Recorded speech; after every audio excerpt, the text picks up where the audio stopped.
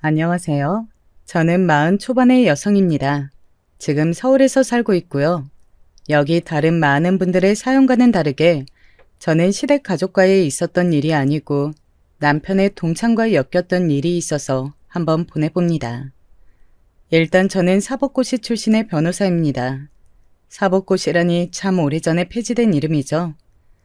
제가 공공학번인데 대학 졸업 전에 이미 사법고시를 합격해서 연수원에 들어갔었으니 상당히 이르게 합격하여 일을 시작했던 편입니다. 덕분에 연수원에서든 동기들 중에서든 거의 막내에 가까웠어요. 물론 최연소 합격자는 아니었습니다. 저보다 더 어린 친구가 둘 있었거든요. 제가 대학을 좀 오래 휴학하고서 사법고시를 준비했던 것도 있고 해서요. 아무튼 꽤 어린 시절에 이미 일을 시작했던 터라 법조계 쪽에서 잔뼈가 굵은 변호사입니다. 물론 제가 변호사로 일을 시작한 것은 아니었고요. 연수원에서 판사 임용이 될 정도의 성적은 안 나왔던지라 검사로 임용이 되었습니다. 판사는 아시겠지만 연수원에서 탑티어들이 가는 곳이어서 저는 검사로 지망했었죠. 무난하게 검사 임용으로 일을 시작해서 경력을 쌓고 나서 변호사로 개업을 하게 되었습니다. 물론 검사로 일을 상당히 오랜 기간 한 편이었어요. 지금부터 말씀드린 사연은 제가 30 중반 시절 있었던 일입니다. 당시 저는 꽤 오래 검사로 일을 하다가 나와서 변호사를 막 개업했던 시절이었죠. 저는 검사로 일하던 30살 때 결혼해서 남편이 있었습니다. 남편은 법조계 사람은 아니었고요. 일을 하다가 만났던 회계사였습니다. 사건에 좀 억울하게 휘말릴 뻔했는데 제가 사건 처리를 하면서 아닌 것을 밝혀주어서 남편이 고마워했고 저한테 따로 연락을 하다가 사귀게 되었고 그러다가 결혼까지 하게 되었었죠. 일단 남편이 어떤 사람인지부터 말씀드려야겠네요. 남편은 무척 순한 사람입니다. 회계사답게 꼼꼼하고 원칙주의자인데다가 사람이 꽉 막힌 데가 있어서 답답할 정도이기도 한데요. 물론 저도 검사라서 꽤나 답답하게 정도를 걸어야 한다고 생각하는 사람이긴 하지만 남편은 그 정도가 아닙니다. 사람이 아주 길 하나를 가르쳐주면 그거 외에는 가지 않으려고 하는 사람이기도 해요. 큰 소리가 나는 것이나 폭력 있는 것을 끔찍하게 싫어하기도 하고요. 그래서 처음에 제가 검사로 일하면서 사건 사고 현장을 목격하고 거친 범인들이나 참고인들과 실랑이 하는 것을 아주 걱정스럽게 바라보기도 했어요. 남자인 자기도 무섭고 꺼려지는 일을 여자인 제가 한다면서요. 게다가 제가 체구가 마르고 작은 편이라서 처음에는 더욱이나 저를 보호하고 싶어 했죠. 물론 사귀고 나서는 제가 보호받는 처지가 되기는 했지만요. 성격이 그 모양이니 어릴 때부터 아주 공부 잘하는 모범생에 부모님 말씀은 한 번도 어긴 적이 없다고 하더라고요. 그런 면이 마음에 들어 결혼한 것이라 남편이 순하고 시부모님 말씀 잘 듣는 것에는 아무런 불만이 없습니다. 사실 저희 시부모님은 매우 합리적이시고 남편과 저보다 훨씬 융통성이 있는 분들이셔서 저희가 뭐 불만을 가질 만한 구석이 없었죠. 시댁은 그리 잘 사는 편도 아니고 그냥 평범한 회사원 집안이었지만 저희한테 노후를 기대셔야 할 만큼도 아니셨고요. 그런데 결혼하고서 5년 지난 35 어느 날 남편이 갑자기 동창 모임에 저한테 같이 가자고 청하더군요. 무슨 일이야? 동창 모임 그동안 자기만 나갔었잖아. 그동안은 자기가 너무 바빠서 그랬지. 이제 검사일 때만큼은 안 바쁘잖아. 사실 그렇기는 했어요. 그해 초에 변호사 개업을 했는데 물론 영업을 뛰고 사건 처리를 하느라 바쁘기는 했지만 검사일 때와는 업무의 절대량 자체가 달랐습니다. 검사나 판사의 경우 여러분이 생각하시는 것 이상의 일을 하고는 한답니다. 일과야 하는 사건 파일이나 관련 사항이 정말 상상하는 이상이죠. 하지만 그래도 변호사는 제가 임의로 사건의 양을 조절할 수 있어서 그나마 워라밸이 좋은 편이었습니다. 그런 제 모습을 알았기 때문에 결혼 후 5년 동안 남편은 계속해서 혼자 동창 모임에 나갔지만 올해는 저와 같이 나가자고 한 거였죠. 아니, 그럼 여태까지 부부 동반이었는데 계속 자기 혼자 나갔던 거였어? 그렇지 뭐. 밤잠도 못 자고 밥도 제대로 못 먹는 사람한테 동창 모임 나가자고 어떻게 말해? 남편은 당연하다는 듯이 말했어요. 사실 그렇기는 했지만 그래도 5년 동안 한 번쯤은 욕심내 볼 법한도 한데 한 번도 제게 말도 안 꺼냈다는 게 귀엽기도 했습니다. 저는 그럼 그러자고 말하고서 남편이 부끄럽지 않도록 좋은 옷을 꺼내 입고 머리도 잘 만지고서 그날 동창 모임을 가기로 했습니다. 남편은 지방에서 고등학교를 나왔어요. 그래서 고등학교 동창회가 일종의 향후의 느낌도 있는 거였죠. 저는 외국어 고등학교를 나와서 친구들이 전부 다 비슷한 업종에 일하고 있었고 서울 출신이라서 분위기가 좀 다를 거라고 기대하기는 했습니다. 저희는 고등학교 때 친구들이 거의 동창 모임도 필요 없이 자주 만나서 수다를 떠는 사이이기도 했기 때문에 사실상 동창 모임이 평소 친구 모임이나 다를 바가 없었거든요. 그런데 남편은 딱 1년에 한 번 만나는 모임이라고 하더군요. 그래서 친구들도 그렇게 친하지도 않고 그때그때 연락되는 사람들이 안 나오다가 다시 나오기도 하고 그런다고요. 그런데 이번에는 호텔에서 하네? 우리 원래 이렇게 고급스럽게 안 하는데. 누가 돈 좀 벌었나? 동창 모임 누구 한 명이 지원해 주기로 하잖아. 우리 동창 중에 그렇게 돈 많이 번 놈이 있을까? 그건 잘 모르겠다. 남편은 연신 고개를 갸웃거리더군요. 뭐 사업을 하는 사람이 있다면 얼마든지 갑자기 돈을 많이 벌 수도 있는 노릇이었으니까요. 그리고 여태 연락 안 되던 사람이 갑자기 나타날 수도 있는 거고요. 그래서 저희는 동창 모임 공지가 뜬 대로 서울의 한 호텔 식당으로 찾아갔죠. 나름대로 큰 홀을 빌렸더군요. 호텔이라고는 하는데 그렇다고 정말 5성급 으리으리한 곳은 아니었고요. 그냥 적당한 곳이었지만 분명히 이 정도 인원의 모임을 하려면 돈이 많이 들었을 것임은 확실했죠. 거의 100여 명이 모인 상태였으니까요. 저희 때는 고등학교에 사람이 워낙 많을 때였고 남편네 학교도 한 학년에 전교생을 합하면 거의 1000명 가까웠다고 했거든요. 이 정도면 그 숫자에서 적게 모인 거였죠. 야야, 진서가, 너 왔어? 그때 홀에 모인 사람들 중에서 누군가가 남편한테 말을 걸더라고요. 남편은 반갑게 인사하면서 악수했죠. 너 결혼하고서 아내분 전혀 안 모시고 나오더니만 이렇게 같이 왔구나. 안녕하세요, 재수씨. 결혼할 때 뵙고 처음인 것 같네요. 그러고 보니 저희 결혼식 때 5년 전 한 번 왔던 분이었어요. 아마 동창 모임 때는 남편하고 빠짐없이 만났던 제법 친한 동창인 것 같았는데 저로서는 몇 년 전 한 번 만났을 뿐이니 알 수 없었죠. 아유, 여전히 미인이시네요. 여전히 검찰에서 일하시나? 친구가 말끝을 흐리면서 남편을 바라보자 남편이 고개를 저었어요. 아니야, 올해 변호사 개업했어. 하하하하, 그러셨구나. 앞으로 잘 부탁드립니다. 저도 혹시 신세질 일이 있을지도 모르니까요. 친구는 너털 웃음을 지으면서 저한테 명함을 건넸고 저도 명함을 줬습니다. 남편 친구라고 해서 딱히 잘 봐줄 생각은 없었지만 어쨌든 의뢰인이 될지도 모르는 사람이니까요. 저는 그 친구가 가고 나서 남편의 옆구리를 찔렀죠. 혹시 지금 동창 모임에 나 뭐 하는지 다 소문났어? 아니야, 절대 아니야.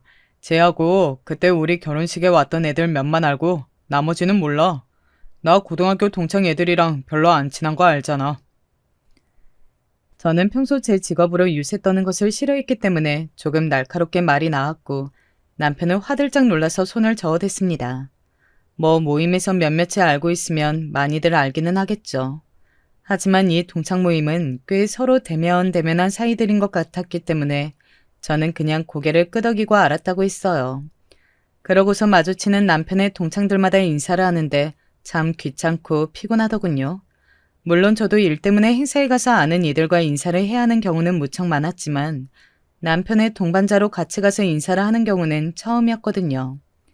나서기를 싫어하는 편이어서 그냥 얌전하게 뒤에만 서서 미소 짓고 인사만 하려니 무슨 고개 까딱거리는 인형이 된 것 같기도 하고요. 반면 남편은 신난 것 같았습니다. 제가 싫어하는 걸 아니까 제 직업은 말 안 하고 그냥 일하고 있어 정도로 소개를 하고 있었는데 동창들이 입 벌린 소리로 인사하며 와이프가 미인이다 라고 해주니까 거기에 어찌나 신이 나는지 좀 한심해 보이긴 했지만 그래도 아내 자랑스러워하는 남편이니 거기다 대고 싫은 소리를 할 이유도 없어서 저는 그냥 두고 보기만 했어요. 저도 좀 까다로운 편이라서 평소에 마음에 안 드는 게 있으면 바로 그 자리에서 말하는 편인데 이 정도면 많이 봐준 거였죠. 어느 정도 인사를 나누고 나니까 진행자가 앞에서 마이크를 들더라고요.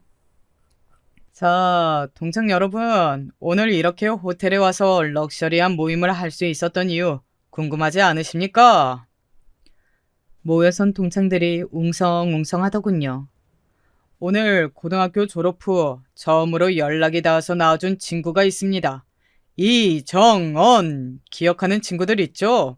이 친구가 저희 동창 모임에 재정적으로 지원해줘서 이렇게 좋은 곳에서 모임을 갖게 되었습니다. 자, 박수! 진행자는 한쪽을 가리키면서 손짓했고 거기에는 어떤 재수없게 생긴 남자 하나가 재수없는 미소를 지으면서 서 있더군요. 동창들은 군중 심리인지 와와 하면서 박수를 치며 환호했고 그 이정원이라는 동창은 흐뭇하게 웃으면서 화답했습니다. 뭐 이따위 호텔 모임 좀 지원해줬다고 무슨 그룹 회장처럼 구나 싶어서 좀 우습기는 했죠.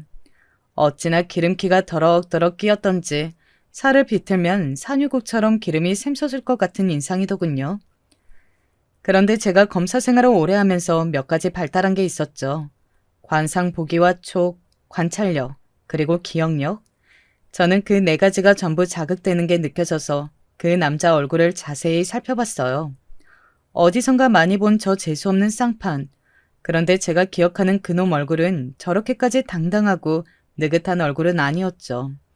형사들한테 처맞고서 여기저기 얼룩덜룩 멍들어 있고 재판장에 서서 주눅 들어 있었던 모습이었는데 라고까지 생각한 순간 기억이 확실하게 났습니다. 저는 아 하고 저도 모르게 입을 가렸죠. 남편은 제가 어딘가 아픈 줄 알고 어리둥절한 얼굴로 저를 돌아봤어요. 왜? 어디 안 좋아? 아니야. 아무것도 아니야. 저는 눈살을 찌푸렸어요. 남편이 알아서 좋을 일도 없었고 괜히 이 동창 모임에 평지풍파를 일으킬 이유도 없었으니까요. 제가 맡았던 사건도 아니었던 터라 뭐 직접적으로 저놈이 저를 기억할 일도 없었으니 사실 저만 입을 다물면 아무런 상관없이 지나갈 수 있는 일이었죠. 사실 아예 저 이정원이라는 인간은 아예 저를 알 수가 없었어요. 저도 옆 동료가 사건 맡아서 처리하는 걸 보면서 구경하다가 알게 된 거라서요.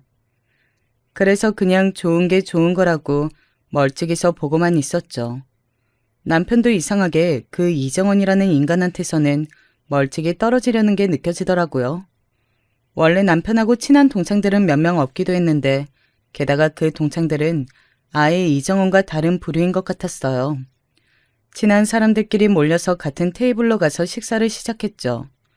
저쪽에서는 그 인간이 다른 동창들하고 시끄럽게 인사를 나누고 있더라고요. 저는 남편한테 슬쩍 물었어요. 저 사람 말이야. 응? 누구? 저 이정원이라는 사람. 동창 모임에 처음 나온 거야? 되게 시끄럽게 친구들하고 인사하네. 누가 보면 무슨 이상가족이라도 만난 줄 알겠어. 맞아. 처음 나왔어. 그동안 연락이 아예 안 됐다더라고.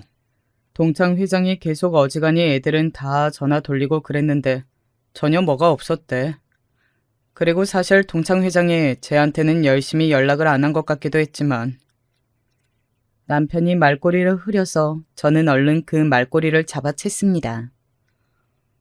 왜? 열심히 연락 안 했대? 그게 제가 좀 고등학교 때 행실이 안 좋았거든. 일진 같은 거였나? 뭐 그거 비슷한. 박 검사님 또 이런다. 제가 사건 경위라도 알아내려는 것처럼 막 꼬치꼬치 캐물으니 남편이 웃으면서 고개를 절레절레 흔들더라고요. 조금 머쓱한 기분이 되기는 했죠.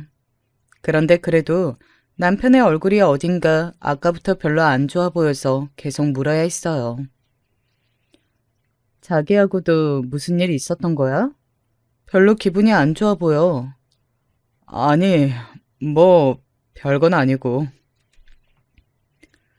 남편은 망설이면서 말을 돌렸고 곁에 있던 친구들도 뭔가 이상한 걸 알아챘는지 저한테 웃으면서 다른 화제로 이야기를 했습니다. 동창생들이 모여있는 곳에서 굳이 옛날 험한 이야기를 꺼내는 건 그리 좋지 않을 것 같아서 저도 일단 그 화제에 응해주기는 했었죠. 그런데 사실 고등학교 때 저런 인간이 친구로 있었다면 솔직히 뻔하긴 하잖아요.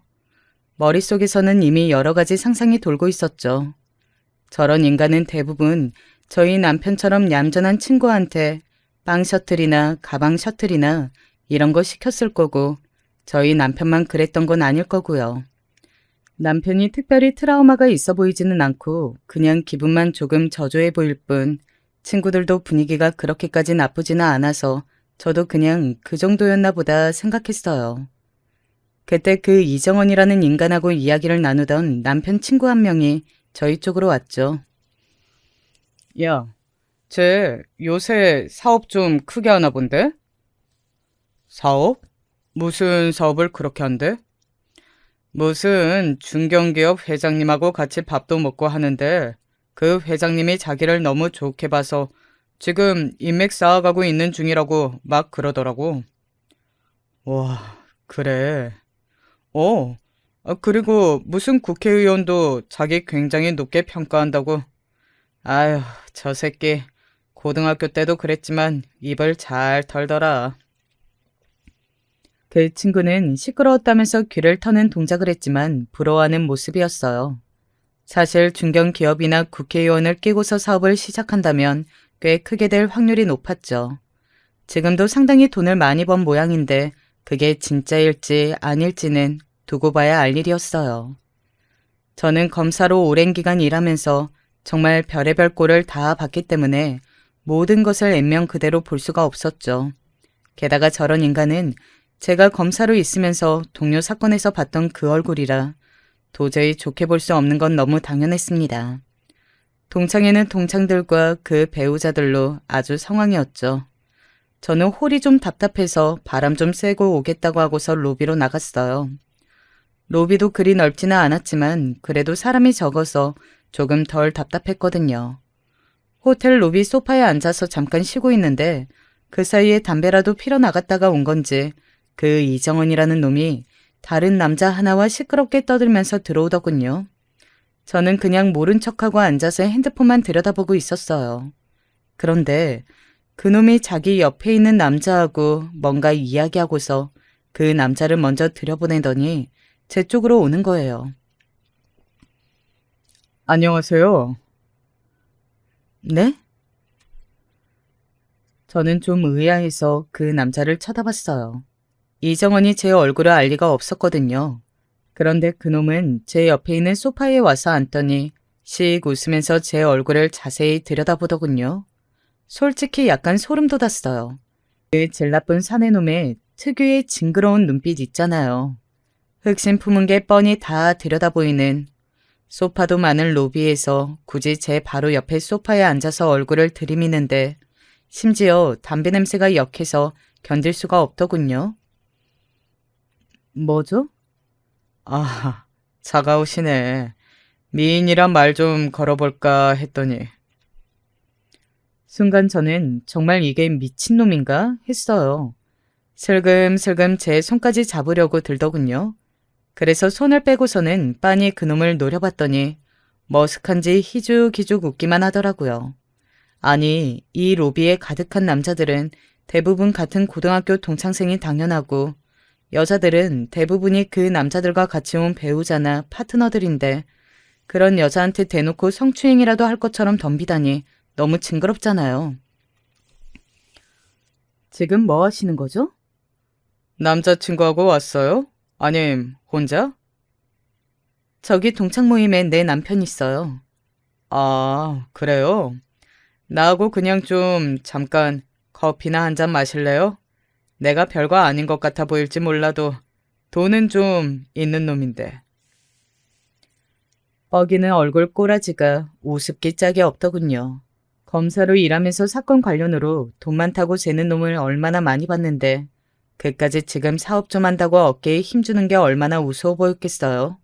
그리고 그놈이 무슨 짓으로 돈을 벌었는지 잘 아는데요. 빤히 보다가 픽 웃으면서 고개를 돌렸더니 나름 자존심이 상했는지 얼굴이 일그러져서 물러나더군요. 그 다음에는 별말 안 하고 곧장 일어나서 다시 홀로 들어가는 꼬라지를 보자니 정말 근성도 없고 있는 건 그저 더러운 짓 할 줄 아는 더러운 성격밖에 없구나 싶었습니다. 사실 그때 동료 검사가 처리하던 사건이 아주 별로인 건이었거든요. 제가 한 20 후반쯤이었을 거예요. 결혼 직전이었던 것으로 기억하는데 당시 저한테 좀 버거운 건이 떨어졌어요. 어느 중견기업 회장님이 얽혔던 사건이었는데 그때 제가 좀 적극적으로 처리를 하면서 잘 마무리가 되었거든요. 누명도 벗으시고 그 사건이 워낙 힘들었던 터라 제가 좀 쉬겠다고 선배한테 막 땡깡을 부리고서 막무가내로 쉬었던 적이 며칠 있었어요. 그런데 며칠 쉬는 것도 쉬어본 사람이 잘 놀지 이상하게 좀이 쑤시더라고요. 그래서 동기였던 동료 검사한테 가서 옆에서 사건 처리하는 것을 도와줬었죠. 사건 파일들도 막 읽어보고요. 근데 그때 동료 검사가 처리하고 있던 게 저 인간이 얽힌 사건이었습니다. 조폭 출신인데 뭐 대단한 조직도 아니었어요. 대가리는 당연히 따로 있어서 거기에 대한 수사가 중점적으로 이루어졌는데 잡힌 건 정작 잔챙이들이었던 거죠.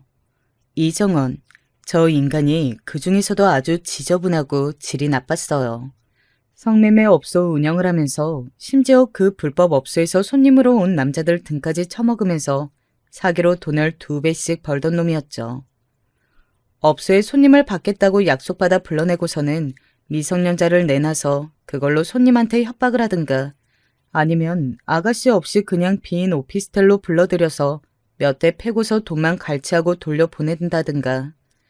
심지어 업소 아가씨들은 일을 2배로 뛰게 하면서 정작 돈은 조금도 주지 않고 오히려 빚만 지워서 흉한 일도 일어나고 있던 그런 인간이었어요. 사실 뭐 성매매 업소만 운영하는 조폭 정도면 그래도 흔한 편인데 저렇게 손님 등까지 처먹는 인간은 그 중에서도 악질인 편이라서 신기할 정도였죠. 사진을 보는데 동료 검사가 그러더라고요. 야, 얘 봐라. 그런 짓 하게 생기지 않았냐? 동료 검사는 당시 일이 많아서 거의 죽어가는 것처럼 생기가 사라지고 있었는데도 그 소리를 들으니까 너무 웃기더라고요. 아니 근데 정말 그런 짓 하게 생긴 놈이기는 했어요. 왜 문신 잔뜩 있고 기름기 엄청 많은 타입 있잖아요. 쟤는 진짜 잔잔바리로 지저분한 짓은 혼자 다 했더라. 일수놀이 시장에서 하면서 돈 못 갚는 사람들 괴롭히고 다니는 잔챙이 짓도 지가 하고 무슨 노래방 도우미들 수급하는 짓도 지가 하고 도우미들하고 놀던 남자들 사진 찍어서 협박도 하고 하여간 상상할 수 있는 모든 등신 같은 짓은 지가 혼자 다 하고 다녔어. 돈 욕심이 많은지 그러고서 돈은 지가 다 먹어서 밑에 하바리들이 쟤 싫어 죽으려고 하더라. 형님 취급도 안 하고 싶어해. 동기 검사가 하는 말마다 웃기더라고요. 아니, 조직 폭력배로 살아온 인생들이 얼마나 하급인지 누구보다 잘 아는 게 저희 검사들일 거예요. 그런데 거기에서도 제일 하바리에 심지어 부하들까지도 사람 취급 안 하는 놈이라니 알만하잖아요. 저는 사진을 보면서 다시 한번 감탄했죠. 그래, 진짜 그러게 생겼다. 동료 검사가 낄낄대다가 힘없이 대답했어요. 이 새끼 분명히 빵 살다 나와도 또 이상한 짓 할 거야. 뭐 징역도 몇 년 안 받겠지.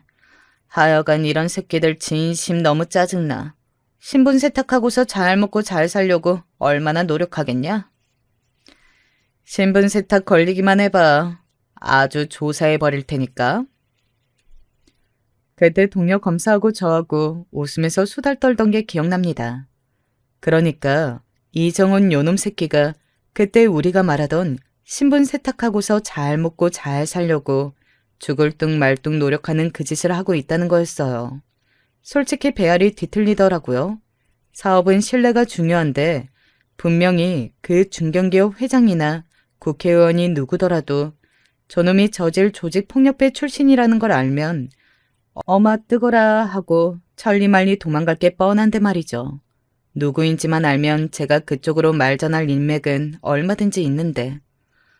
하지만 뭐 거기까지 발을 들이고 싶은 생각은 없었어요.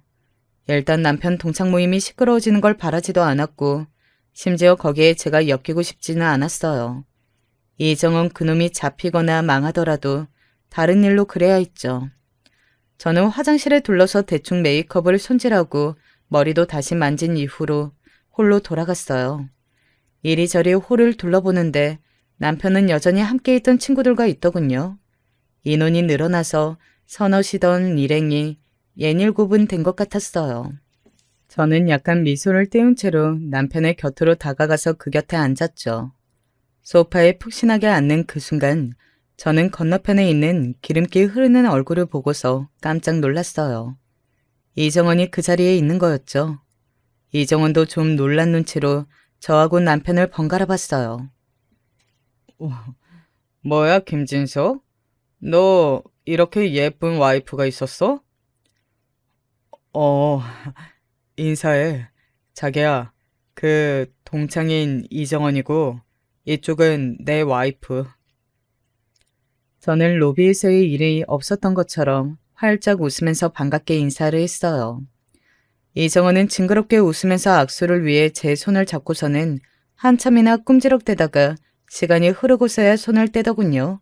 어찌나 징그럽던지.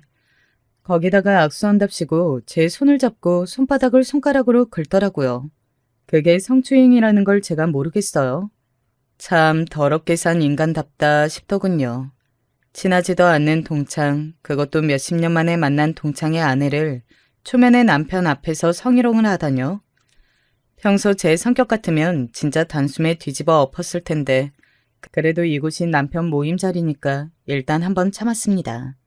벌써 두 번째 참는 거라 세 번째는 진짜 안 참고 너 가만 안 놔둔다 하고 속으로 벼르고 있기는 했었지만요. 이정원은 자리에 앉아서 거들먹거리면서 계속해서 자기 사업 이야기를 풀고 있는 중이더군요. 저는 남편 곁에 앉아서 가만히 그 이야기를 듣기만 했어요. 이정원이 자기가 얼마나 대단한 기업가들과 식사를 하고 다니는지, 어떤 재력가들이나 어떤 정치인들과 인맥을 쌓고 있는지에 대해서 자랑을 늘어놓는 게 역겹게 들리더군요. 그런데 그놈이 주로 이야기하는 중견기업 회장은 제게도 낯익은 사람이었어요. 바로 제가 예전에 사건 해결 당시 저 덕분에 누명을 벗게 되어서 요즘까지도 자주 연락하고 가끔 저와 식사도 하시는 분이었죠. 그분은 상당히 성격이 깔끔하고 단호하신 분이라 저런 놈을 곁에 두실 리가 없는 듯 싶어서 의아했어요. 하기사 몇십 년을 저질 깡패로 굴러먹으면서 남들 등만 처먹었으니 오죽 사기치는데 도가 텄을까 싶기는 하더군요. 그 중견기업 회장님도 분명히 이놈을 진지하게 보시지는 않겠지만 일단 나중에 기회가 닿으면 한번 말씀은 드려야겠다는 생각이 들었어요. 저놈이 만난다는 국회의원도 가만 들어보니 그 회장님 인맥으로 만나게 된 사람인 것 같더군요. 너 잘 걸렸다 싶어서 저는 그 자리에서는 그냥 입 다물고 얌전히 있었어요. 아니, 얌전히 있으려고 했다는 게 정확하겠네요. 별다른 일이 없었다면 그 자리는 그냥 파했겠지만 곧 이정원이 저한테 몸을 돌리고서는 고개를 쭉 빼더군요. 재수씨, 그거 알아요? 야, 진서가, 너 그 이야기 했어? 뭘 이야기해? 우리 와이프, 내 친구들 잘 몰라. 아, 그럼 이야기 안 했겠구나. 너 쪽팔려서 말 못하긴 했겠다. 그놈은 남편을 한껏 비웃는 듯한 얼굴로 말했어요. 남편은 순간 화가 울컥 치미는 얼굴이었지만 원체 순한 사람이었기 때문에 한번 꾹 참는 얼굴이었죠. 저도 남편이 여기서 나서는 건 바라지 않았어요. 대체 무슨 소리를 할지 궁금하기도 했고요. 재수씨, 진석이 이 새끼 제 꼬붕이었어요. 하, 고등학교 때 어찌나 말을 잘 듣던지. 그렇게 말하면서 천박하게 이럴 데 없이 낄낄거리고 웃더군요. 솔직히 남편의 성향이라든지 이정은 이 새끼의 존재를 알게 되면서부터 고등학교 때 당연히 그랬으리라 생각은 했어요. 그래서 놀랍지도 않았죠. 다만 제가 놀라웠던 건 그걸 와이프 앞에서 말하는 저 멍청한 머리였어요. 꼬붕이라는 게 뭔지 알아요? 아, 여자들 잘 모르지. 여자 고등학교도 양아치 정도는 있죠. 근데 남고는 달라요. 재수씨, 센 남학생들이 샌님들 다 끌고 와서 심부름 시키거든. 여기 이 진석이가 내 말을 참 잘 들어줬었지. 그치, 진석아? 그만해라. 너 좀 많이 마신 것 같다. 실제로 그놈은 술이 꽤 취한 것 같았어요. 하지만 술을 마셨다고 해도 분명히 제정신인 건 너도 나도 다 아는 사실이었고 저 역시도 그냥 그대로 넘어가 줄 생각은 없었죠. 다른 건 몰라도 제 배우자인 남편을 조롱하고 악담한다는 사실을 그냥 두고 볼 수는 없잖아요. 그래서요? 계속해보시죠. 제가 차가워지는 것도 별로 상관하지 않는 건지 아니면 아는 척도 안 하는 건지 이정은 그놈이 계속 얼굴을 제 쪽으로 기울이고서는 짓거리더라고요. 체육 시간에 창고 끌고 가서 제가 꼴려놓고서 지지라고 하니까 진짜 짖더라고. 재수씨, 심심하면 남편한테 한번 지지라고 해봐요. 얼마나 잘 짖는지 알아? 정말 개 같거든. 아니, 이렇게 예쁜 와이프를 학창시절 내 앞에 서지도 못하던 진석이가 데리고 있다니 좀 아쉽네. 야, 너 그만하라니까? 뭐 어때서 그래? 네 와이프 앞에서 고등학교 때 너 찐따 같던 거 까발려지니까 쪽팔려서 그래? 야, 부끄러워하지 마. 너 지금도 그러잖아.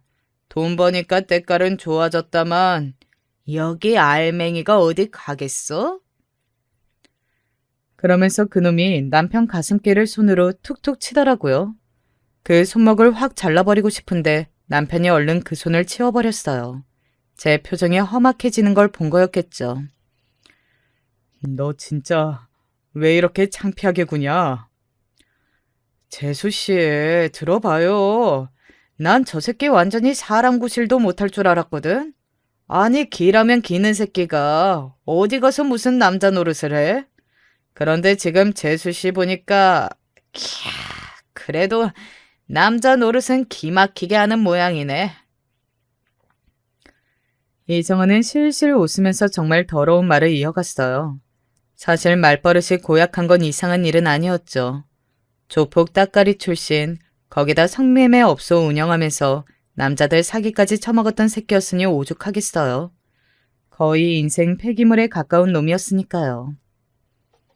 그래도 반반한 와이프까지 얻어가지고 말이야. 너 진짜 출세했다?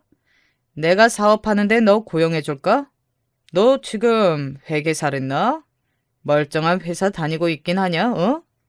여봐요, 재수씨. 그러지 말고 내 비서로 들어올래요? 온갖 더러운 말을 쏟아내다가 이정은은 제가 안색이 좋지 않았는지 곧 손사래를 치면서 실실 웃었어요. 아니, 재수씨, 칭찬이에요, 칭찬. 재수씨가 얼마나 예쁘면 내가 이렇게 칭찬을 하겠어. 고마운 줄 알아야지. 야, 진짜 그만 못해? 결국 참다 못한 남편이 폭발하려고 일어나려는데 제가 손을 잡아서 못 일어나게 막았어요. 남편은 일어서려다가 주저앉은 채 저를 봤죠. 약간 멍청해진 순한 얼굴이 귀여웠지만 그게 중요한 때는 아니었어요. 저기, 이정원 씨. 아, 왜요, 재수 씨? 지금 보니 목소리도 예쁘네. 저는 검사 생활을 오래 하면서 저런 놈들 성향을 잘 알았어요. 여자 보고 예쁘다고 하는 게 정말 예뻐서가 아니라 좀 기가 세 보이는 여자를 눌러서 기선 제압을 하고 넌 그냥 내 눈요깃거리나 대라는 메시지를 주는 거였죠. 정말 우습기 짝이 없더군요. 명함 좀 줘봐요. 아, 명함? 왜? 나한테 나중에 연락하게? 그놈이 비실비실 웃으면서 저한테 명함을 꺼내 내밀더군요. 그걸 받고서 저는 백속에서 제 명함을 찾아 대충 그 앞에 던져주고서 핸드폰을 꺼내서 전화를 걸었죠. 신호가 가고 있는데 제 명함을 주워서 본 이정원 얼굴색이 순간 하얗게 질리더군요. 당연하죠. 새로 판 변호사 사무실 명함이었으니까요. 그리고 그때 마침 전화 저편에서 상대가 전화를 받더라고요. 저는 반갑게 인사하고서 말을 건넸어요. 어머, 야, 너 마침 전화 잘 받았다? 일하는 중이야? 전화를 한 건 동료 검사였죠. 네, 저와 절친이기도 하고 이정은 사건을 맡았던 그 검사요. 저는 그리고 핸드폰을 스피커 상태로 돌렸죠. 당연히 일하는 중이지. 뭔데? 무슨 일 있어? 아니, 다른 건 아니고. 너 예전에 그 조폭 작범이었던 놈 기억해? 이정원이라고. 기억하지. 걔 진짜 더럽게 돈 벌던 놈이었는데 날파리같이 귀찮은 새끼였어. 근데 걔는 왜? 그 새끼가 지금 내 앞에서 내 남편 동창이랍시고 잘난 척을 한다. 사업가 행세를 하는데 어떻게 조인트 까줄까? 사업가? 사업가? 동료 검사는 너무 어처구니가 없다는 듯이 깔깔거리면서 웃기 시작했어요. 야야, 사업가라면 맞긴 맞다. 성매매업소 차려놓고 남자 손님들 협박해서 등까지 처먹은 것도 사업가면 맞네. 맞아. 거기 있어 그 새끼? 전화 좀 바꿔줘 봐봐. 내가 욕 좀 해줄게. 벌써 스피커폰이야. 진짜 짜증난다. 저와 동기인 동료 검사가 깔깔대고 웃으니 이정원의 얼굴은 하얗다 못해 새파랗게 질리기 시작했습니다. 뭐 당연하겠죠. 지금껏 이 100여 명 넘게 모인 동창 모임에서 잘 나가는 사업가로 포장해놨는데 단숨에 멀에서 돈을 번 건지 들통이 나버렸으니까요. 주변에 있던 동창들도 얼음이라도 된 듯이 굳었어요. 자, 이정은 씨, 뭐에서 돈 버셨죠? 성매매 업소 차려놓고 손님들 사기 쳐먹으면서 돈 벌었지? 조폭 따까리 노릇해가면서 그때 네 형님들이 너 더럽게 장사해놓은 거 뒤처리하면서 다시는 네 안 보겠다는 말까지 했다고 들었는데 어떻게 관계 회복은 되셨고? 제가 웃으면서 그렇게 말하자 핸드폰 건너편에서 제 동기가 같이 깔깔대면서 웃더군요. 아, 그리고 이정원 듣고 있죠? 아직 여제 남아서 그거 해결되려면 시간 걸리는 거 알고 있는 거지? 금방 다시 빵 들어가게 될 거예요. 조금만 기다려. 남편은 설마 이런 상황이 있었는 줄은 상상도 못했는지 그 소심한 사람의 얼굴이 창백해졌어요. 저는 남편의 어깨를 끌어안고서 그놈을 노려봤죠. 함부로 다른 사람 건드리는 거 아니야. 알겠어요? 일부러 부드러운 어조로 달래는 것처럼 말하고 저는 전화를 끊었어요. 이정원의 얼굴이 울그락불그락하기에 친절하게 한마디를 더해줬죠. 그 친하다는 중견기업 회장님, 나하고 꽤 자주 만나는 분인데 당신 이야기 좀 해봐야겠어요? 재밌겠네요. 순간 숨이 막히는지 이정원의 얼굴이 파랗다가 순간 시뻘개지더군요. 그놈은 갑자기 바닥에 무릎을 꿇고서는 제 앞에 엎드려서 싹싹 빌기 시작했어요. 아닙니다, 재수씨. 그게 아니라... 누가 당신 재수씨야? 변호사라고 불러. 네네, 변호사님. 죄송합니다. 정말 죄송합니다. 제가 진석이를 모욕하려던 게 아니라요. 그러니까... 오늘 나한테 성희롱한 것까지 걸어도 걸릴 텐데 지금 동기 이야기 들었지? 아직 해결 안 된 문제들이 있는 것 같던데. 내 동기 겪어봐서 알겠지만 성격 별로 안 좋아요. 한번 걸리면 안 놔주는 검사야. 그리고 이런 짓까지 하고 다니는 거 알았으니 더 안 놔주겠지? 재밌겠네. 아닙니다. 정말로 죄송합니다. 예전에 하던 짓은 정말 그냥 다 접었어요. 아무것도 안 남았습니다. 지금 뭐 남은 건 예전 형님들이 저한테 뒤집어 씌우려는 것뿐이에요. 전 이제 정말 다 죄값을 치렀습니다. 그놈은 아주 필사적으로 외치더군요. 그러거나 말거나 알게 뭔가요. 주변을 둘러보니 분위기가 아주 끝내주더군요. 여전히 홀에 우아한 재즈 음악은 흐르고 있는데 그 넓은 홀에서 사람들이 전부 굳어서 저희를 보면서 수군대고 있었어요. 호텔의 서버와 직원들도 멀쩡한 척 움직이고는 있는데 시선이 전부 저희한테 와 있다는 게 당연히 노골적으로 느껴졌죠. 하지만 제가 잘못한 것도 아니고 범죄자 하나가 멀쩡한 사람들 노는 곳에 끼어들어와 깽판 놓으려다가 잘못 걸린 건데요, 주변이 다 멈춰서서 분위기가 어수선한데 사실 뭘 먹을 기분도 아니고 괜히 남편만 민망해질 것 같아서 저는 그냥 남편을 끌고 일어섰어요. 그럼 이정원 씨, 알아서 잘 수습하시고 저는 이만 저희 남편 데리고 가볼게요. 저는 짜증스러움을 그리 감추지도 않고 그놈한테 그렇게 말하고서 곧장 홀을 나왔어요. 남편은 멈칫거리면서도 제 뒤를 따라 나오더군요. 남편 주변에 있던 친구들도 입만 벌리고서 쳐다보느라 아무도 저희를 말리지 않았어요.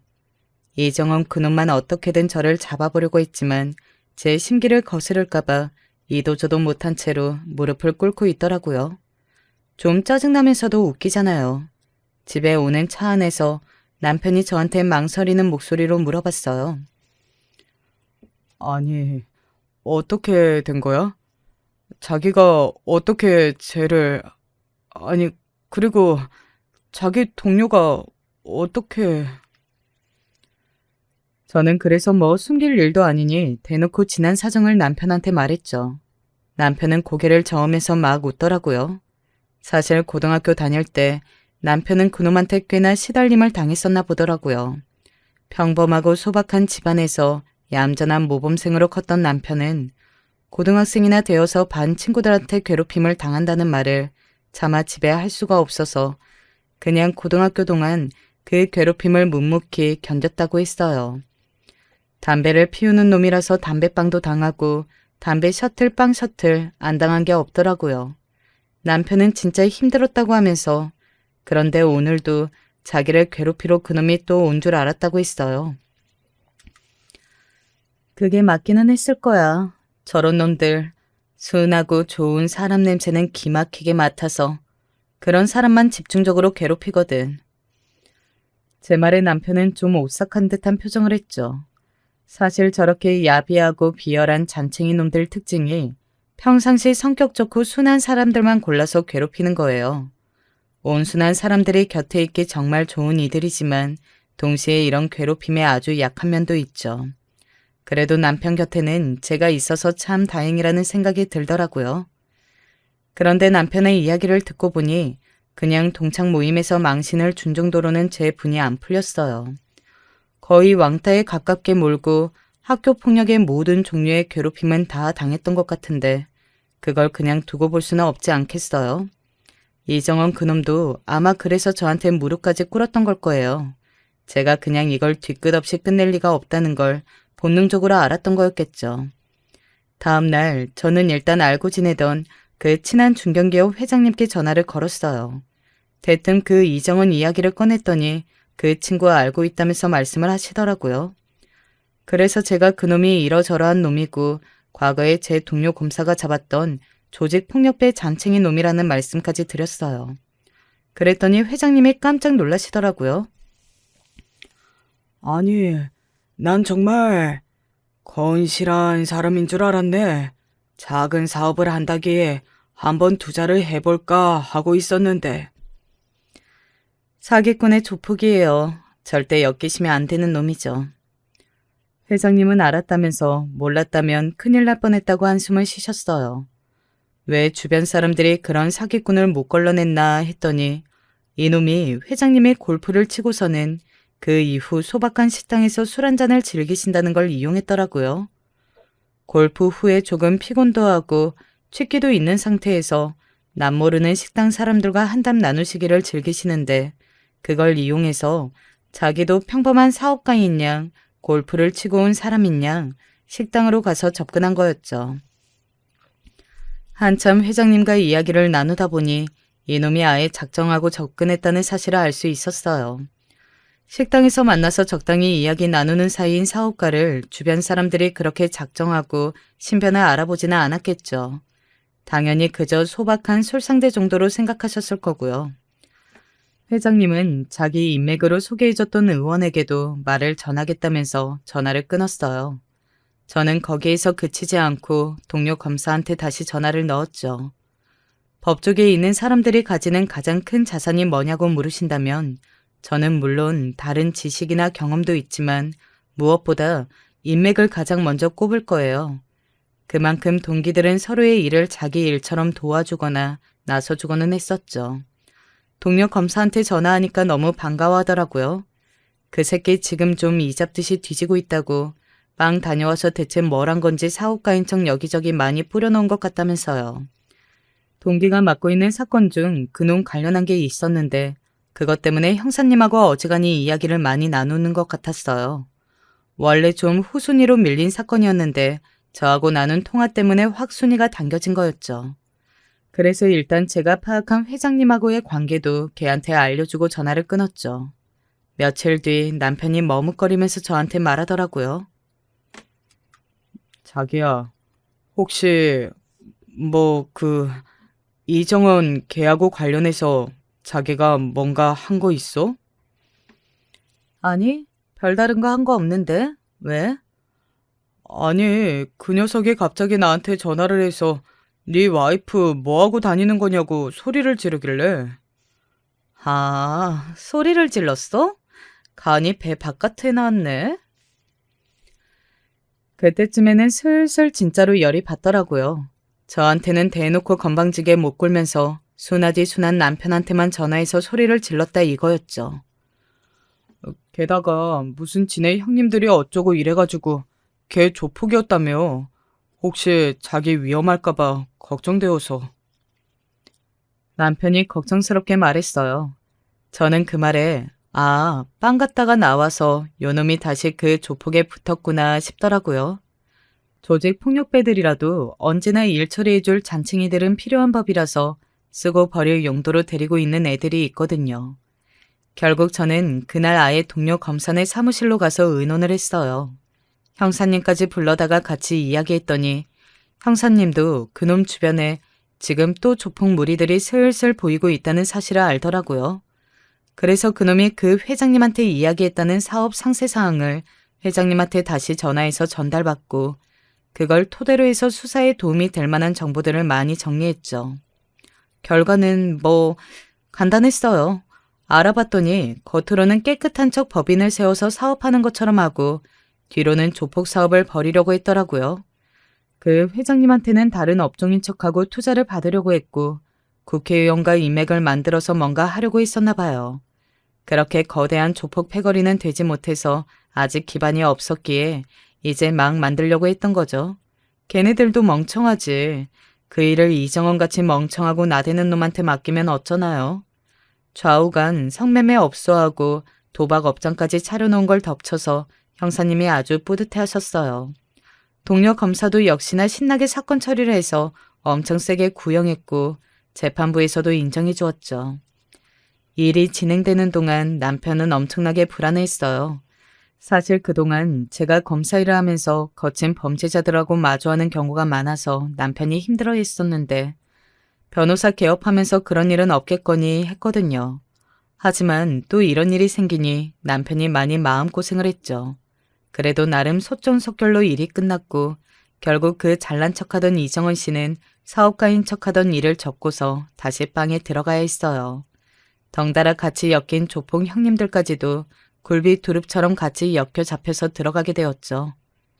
일부러 동료 검사와 형사님이 같이 이 모든 일의 시초가 이정원이라는 사실을 그 조폭 패거리들한테 흘려서 아마 감옥에서 나와도 제가 아니라 그 형님들을 걱정해야 할 거였어요. 그런데 사실 이 일의 시작은 이정원이었던 건 맞죠. 일단 그놈이 처음부터 멀쩡하게 굴었다면 제가 괘씸하게 여겼을 일도 없었을 거고 나름대로 평화롭게 그 불법적인 사업이라는 걸 조금 더 오래 추진할 수 있지 않았을까요? 조폭들이 점잖은 척 합법의 가면을 쓰고서 법인까지 세우려고 아주 작정을 하고 있었는데 그걸 이정원이 나댄 바람에 말아먹었으니 나중에 출소하고서 혼쭐이 나도 그럴만하죠. 하지만 그 덕분에 저희 동기인 동료 검사가 뿌듯하게 사건을 처리했고 남편의 고등학교 시절에 대해서 소소하게 복수도 했으니 만족합니다. 소소하다고 하기에는 꽤 큰 복수가 되기는 했지만요. 제 사연은 여기까지입니다. 들으실 때 작게라도 즐거움이 되셨다면 좋겠어요.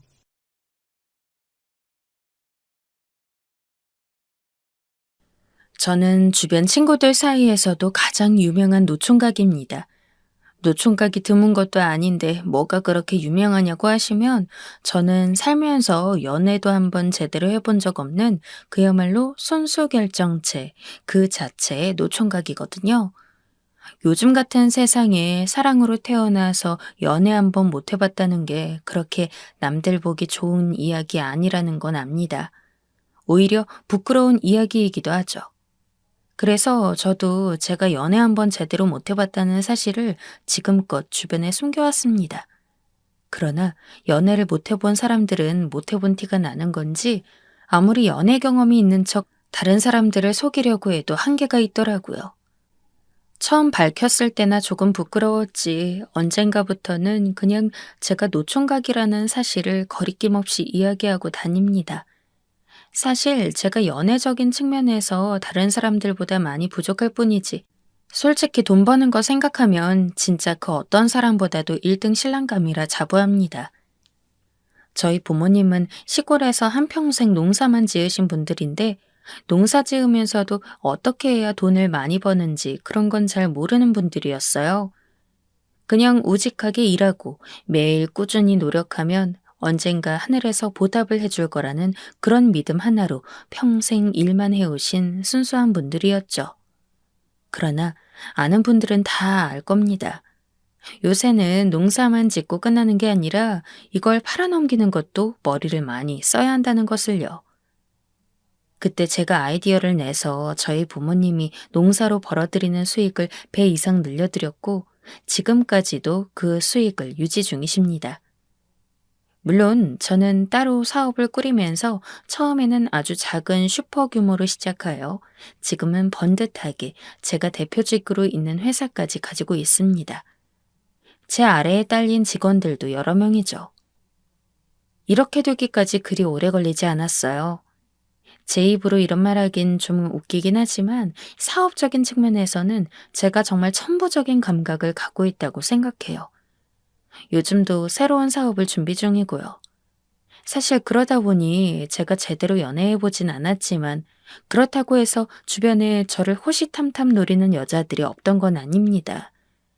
겉보기에는 그리 잘생기지도 않고 몸매가 좋지도 않고 키가 크지도 않아서 외적인 부분만 봤을 때는 남성적인 매력이 없을지언정 제가 평소 어떤 일을 하는지 아는 여자들 그리고 제 씀씀이를 봐온 사람들의 경우는 사실 100이면 100 저에게 관심을 갖기도 했고 그게 이성일 경우에는 이성적인 호감을 은근슬쩍 어필하는 사람들이 많았습니다.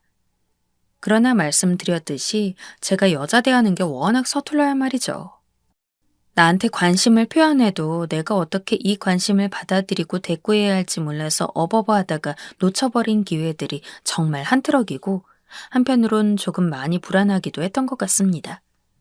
물론 재력도 상대방에게 호감을 가지는 하나의 방법이라고는 생각하기 때문에 여자들이 제 돈을 보고서 저에게 관심 가지는 것 자체는 좋다고 생각을 했지만 만약 내가 이 여자를 정말 진심으로 사랑하게 돼서 나중에 결혼까지 고려하게 되었을 때 그때까지도 그 여자들이 나의 어떤 내면적인 성격이나 인품 같은 것들에는 관심을 가지지 않고 정말 돈만 노리는 사람들이면 어떡할까라는 걱정이 안 될 수가 없더라고요. 그리고 저는 당시 여자들은 아니지만 동성 친구로부터 말 그대로 지갑 취급을 받은 적도 있었거든요. 처음에는 제가 지갑 취급을 받는 것도 몰랐습니다. 저는 사람을 두루두루 얕게 사귀는 것보다는 어느 정도 가볍게 아는 사이도 있되 다만 정말 좋아하는 친구들, 오래 가고 싶은 소수의 친구들과 좁고 깊은 관계를 유지하는 편이라 실질적으로 정말 친하다고 이야기할 수 있는 사람들은 얼마 없는 편입니다. 그리고 그 중에서 유독 오랜 시간 알고 지냈던 고향 친구가 하나 있었어요. 너무 어릴 적부터 알고 지낸 친구였기 때문에 세월도 그렇고 그동안 쌓여온 우정을 무시할 수도 없었죠. 저는 그 친구와 만나는 때가 있으면 술을 먹든 밥을 먹든 전부 제가 내는 편이었어요. 사실 그 친구뿐만 아니라 어떤 친구와 만나든 계산은 전부 제가 주도해서 하는 편이긴 했죠. 왜냐하면 가까이 지내는 친구들 중에서 저만큼 돈을 많이 버는 친구가 없었거든요.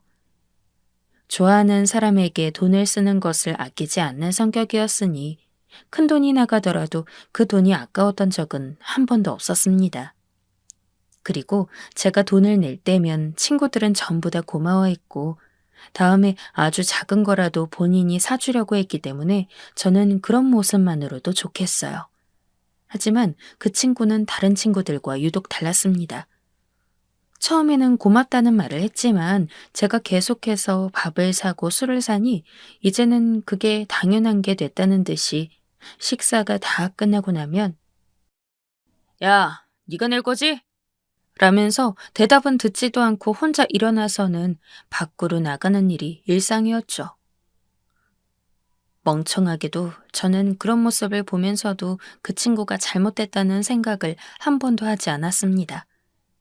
그냥 혼자 조금 기분이 불쾌해진 상태로 계산을 마치고 시간이 지나면서 혼자 풀리는 그런 상황이었죠. 그런데 나중에 그 친구와 함께하는 다른 친구가 제게 조심스럽게 이야기를 하더군요. 걔가 너 동네방네 호구라고 소문내고 다니고 있어. 너 몰랐지? 호구라니, 그게 무슨 소리야?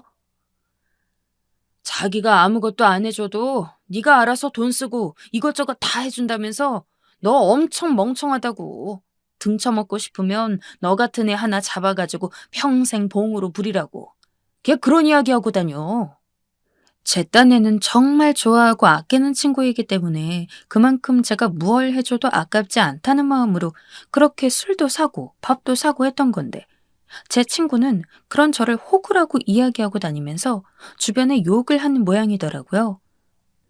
저 같은 사람 하나 잡고서 가끔씩 친한 친구인 척만 해주면 좋다고 해벌쭉 웃으며 이것저것 다 가져다 바친다나요? 그런 이야기를 들으면서도 그냥 화만 낼 수가 없었던 게 정말 그 친구 말대로 저는 그런 면모가 있기는 했거든요. 그 일로 저는 무척이나 큰 충격을 받고 그 친구와 연을 끊은 뒤 한동안 상심에 빠져 다른 친구들과도 연락을 조금 줄였습니다. 물론 다른 친구들은 정말 저를 진정한 친구라고 생각하면서 저를 만나왔을 거라고 생각해요.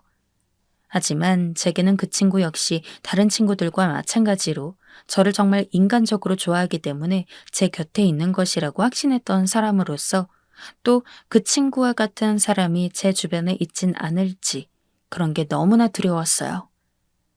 그런 경험이 있는 상황에서 심지어 동성보다 훨씬 낯선 이성에게는 조금 더 벽을 둔 수밖에 없었죠. 그러나 집신도 모두 제 짝이 있다고 그런 저의 바리케이트를 넘어서 제 마음에 들어온 사람이 있었습니다. 바로 제가 처음으로 결혼을 결심하게 만들었던 아내였어요. 아내는 당시 제가 사업적으로 거래를 하던 거래처 사장님의 소개로 만나게 된 분이었죠.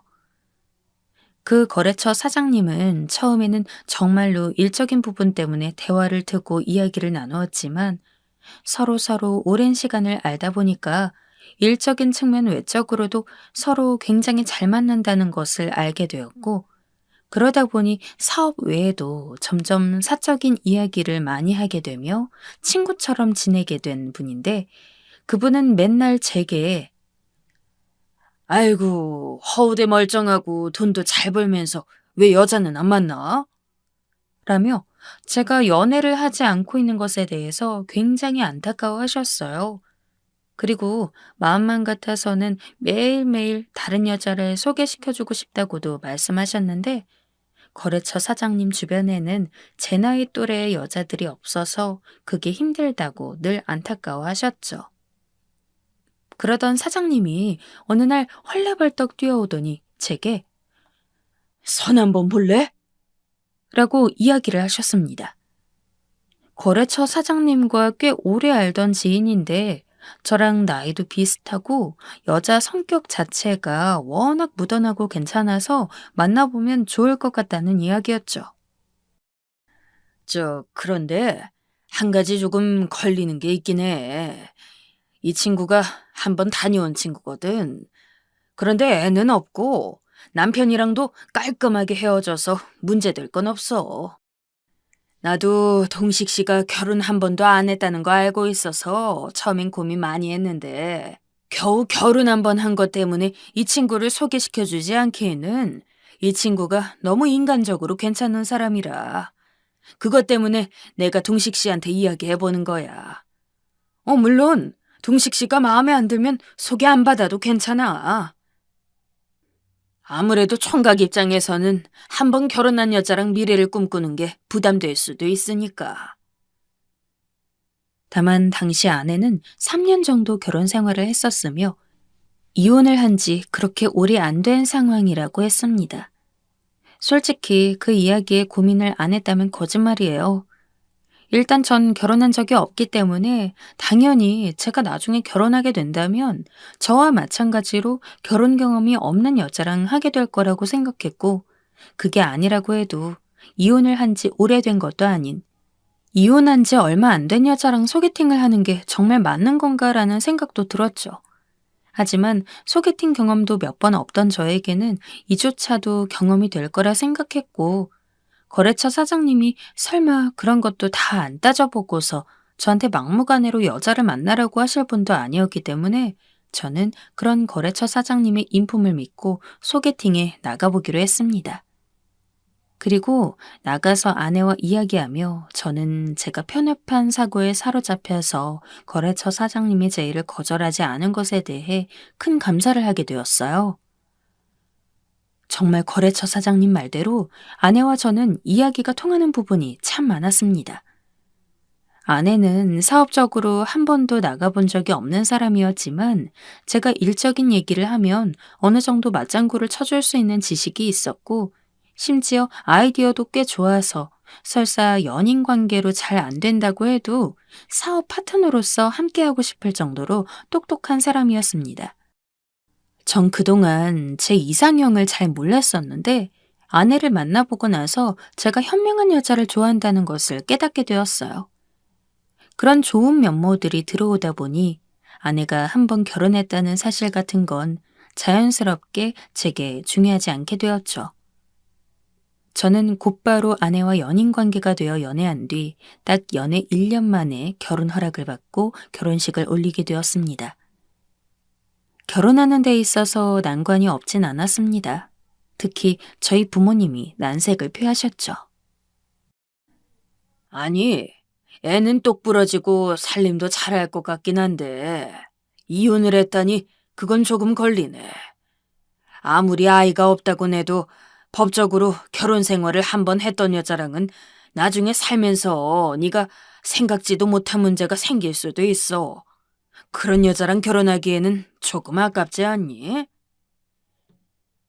그래, 엄마도 그렇게 생각한다. 다른 여자들도 많은데 그냥 너처럼 결혼 한 번도 안 한 여자 만나서 같이 사는 게 이래저래 편할 수도 있어. 저도 나이가 적지 않았기 때문에 부모님의 우려가 이해가 가지 않는 것은 아니었습니다. 애초에 저만 해도 처음 아내와의 소개팅 자리가 잡혔을 때 가장 먼저 고민했던 것이 바로 아내가 한 번 결혼했다는 사실이었으니까요. 하지만 저는 이미 아내를 너무나 깊이 사랑을 하고 있었고 정말 진심으로 아내가 한 번 결혼한 사실은 제게 그 어떤 영향도 미치지 않을 거라고 자신했습니다. 그래서 아내와 결혼하는 데 있어서 제가 부모님을 설득했어요. 부모님은 제가 강경하게 나오니까 네 인생 네가 알아서 살아보라고 하며 결국에는 결혼을 허락해 주셨죠. 처음 1년까지만 해도 굉장히 좋았습니다.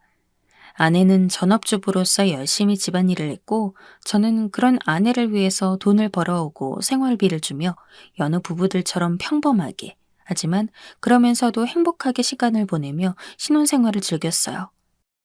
하지만 1년이 지나면서부터 제가 알던 아내가 조금씩 변해가기 시작했습니다. 그 첫 번째 징조는 바로 집안일이 점점 대충대충 되어 있고 어느 순간부터는 아예 안 되어 있는 날도 많았다는 거였어요. 여보, 혹시 아직 빨래 안 했어? 내가 저번 주에 빨래통에 넣어놓은 바지가 아직도 안 빨려있네. 처음 몇 번이야. 아내도 사람이니 당연히 그럴 수 있다고 생각했어요. 아무리 아내가 바깥에서 돈을 벌지 않고 집에서 일만 하더라도 집안일도 진짜 만만치 않은 거 저도 잘 알거든요. 사람이 쉬고 싶을 때도 있고 가끔 게으름 부르고 싶을 때도 있으니까 아내 입장에서 조금 일을 미루다가 깜빡했을 가능성도 당연히 염두에 두고 있었습니다. 하지만 그런 일들이 계속해서 지속되니까 저로서도 의아해질 수밖에 없었죠. 아내가 저와 똑같이 일하면서 집안일까지 하는 상황이었다면 애초에 이런 의문조차 하지 않았을 겁니다. 아니, 애초에 제가 먼저 도우미 아주머니라도 부르자고 이야기를 했을 테니 이런 일 자체가 없었겠죠. 그러나 어찌됐든 간에 집안일만을 하는 전업주부로서 몇 달 내내 집안일이 하나도 제대로 안 되어 있다는 것은 분명히 문제가 있는 상황이잖아요. 그것뿐만이 아닙니다. 아내는 매달 생활비로 200만 원씩을 받고 있었고 거기에 제가 추가적으로 아내 편하게 살라고 50만 원씩 용돈도 더 주고 있었어요. 당시에는 자식도 없었기 때문에 200만 원이면 저희 둘 먹고 사는 데는 정말 넉넉한 돈이었고 만약 생활비가 남으면 저는 아내의 용돈을 추가해서 써도 된다고 이야기까지 해둔 상황이었습니다. 그래서 사실상 아내는 달에 거의 100만 원 정도는 용돈으로 사용할 수 있었어요. 그런데 어느 날 갑자기 용돈을 올려달라는 식으로 이야기하더라고요. 친구들이랑 이번에 여행을 좀 가려고 하는데 아무래도 비행기 값이며 호텔 값이며 생각을 해보니까 당신이 주는 용돈으로는 좀 부족하더라고. 혹시 용돈 조금만 올려주면 안 될까? 이 또한 처음엔 당연히 그럴 수 있다고 생각하면서 아예 재미있게 여행 다녀오라고 200만 원을 추가로 아내 통장에 바로 붙여주었어요. 그런데 한번 그렇게 승낙하고 나니까 시도 때도 없이 여행 다녀온다, 친구들이랑 하루 호텔에서 자고 오려고 한다 등등 이런저런 이야기들로 계속 용돈을 더 받아냈고 나중 가서는 아예 그냥 기본 용돈 자체를 올려달라고 하니 제가 아무리 아내를 사랑하고 좋아한다고 해도 이건 뭔가 아니다라는 생각이 확 들었습니다. 아마 제가 이 이야기를 하면 제 사연을 듣고 계신 분들은 더 어처구니가 없을 텐데 저는 진심으로 만약 아내가 이렇게 행동하는 선에서 끝났다면 계속 의아해하고 나중에 가서는 아내에게 문제라고 생각되는 점들에 대해 이야기했을지언정 아내에 대한 나쁜 생각은 추호도 하지 않았을 거라는 점입니다. 그러나 제가 결론적으로 아내와의 결혼 자체를 다시 생각해 보게 된 것에는 장모님의 영향이 무척 컸어요. 분명 처음 결혼 허락을 받기 위해 인사 갔을 당시의 장모님은 그런 이미지가 아니었죠. 조용하면서 무력 같은 것도 없어 보이시고 정말 아내만을 생각하는 참된 부모님의 모습이었어요. 저는 내심 아내의 부모님을 보면서 아내가 저런 분들 밑에서 자랐기 때문에 이렇게 좋은 여자로 성장한 거구나 라는 생각을 했을 정도였습니다. 그러나 장모님은 제가 아내와 결혼하고부터 아주 조금씩 본인의 본 모습을 티내기 시작했죠. 이 또한 참고로 말씀드리자면 저는 생활비와 아내 용돈과 별개로 장모님과 장인어른에 대한 용돈까지 200만 원씩 드리고 있었어요. 중년 부부가 살기에도 200만 원은 적은 돈이 아니니 노년 부부에게는 더욱더 큰 돈일 겁니다. 심지어 이 200만 원에는 장모님과 장인어른이 꾸준히 내야 하는 공과금 같은 항목들은 포함되어 있지 않았어요. 전부 다 제가 따로 내면서 오로지 두 분 먹고 사시는 생활비에 대한 것만 200만 원씩 드리는 상황이었으니 두 분은 어쩌면 저희보다 더 여유 있게 살고 계신 걸 수도 있죠. 그런데 장모님은 그럼에도 불구하고 매번 용돈이 부족하다면서 제게 용돈을 더 달라는 식으로 전화하시곤 했습니다. 심지어 아내와 결혼을 하고 1년 반쯤 됐을 때 장인어른이 갑작스럽게 돌아가셨는데 그때도 마찬가지였어요. 전 장인어른이 돌아가셨다고 해서 생활비를 줄이지도 않았습니다. 꼬박꼬박 장모님에게 200만 원씩 드리고 있었고, 사실 둘이 있을 때도 200만 원의 여유가 있었으니 혼자서 200만 원 쓰는 건 더욱더 여유가 있을 게 뻔한데, 장모님은 이런저런 핑계와 이유를 대며 제게 용돈이 더 필요하다고 이야기를 했죠. 거기서 끝나지 않았습니다. 나 오늘은 너네 집에서 좀 자고 갈련다. 장인어른이 돌아가시고 외롭다는 핑계를 대면서 장모님은 꾸준히 아내와 제가 살고 있는 신혼집에 와서 잠을 주무셨어요. 그런 것도 한두 번이어야 안쓰럽고 위해드리고 싶지.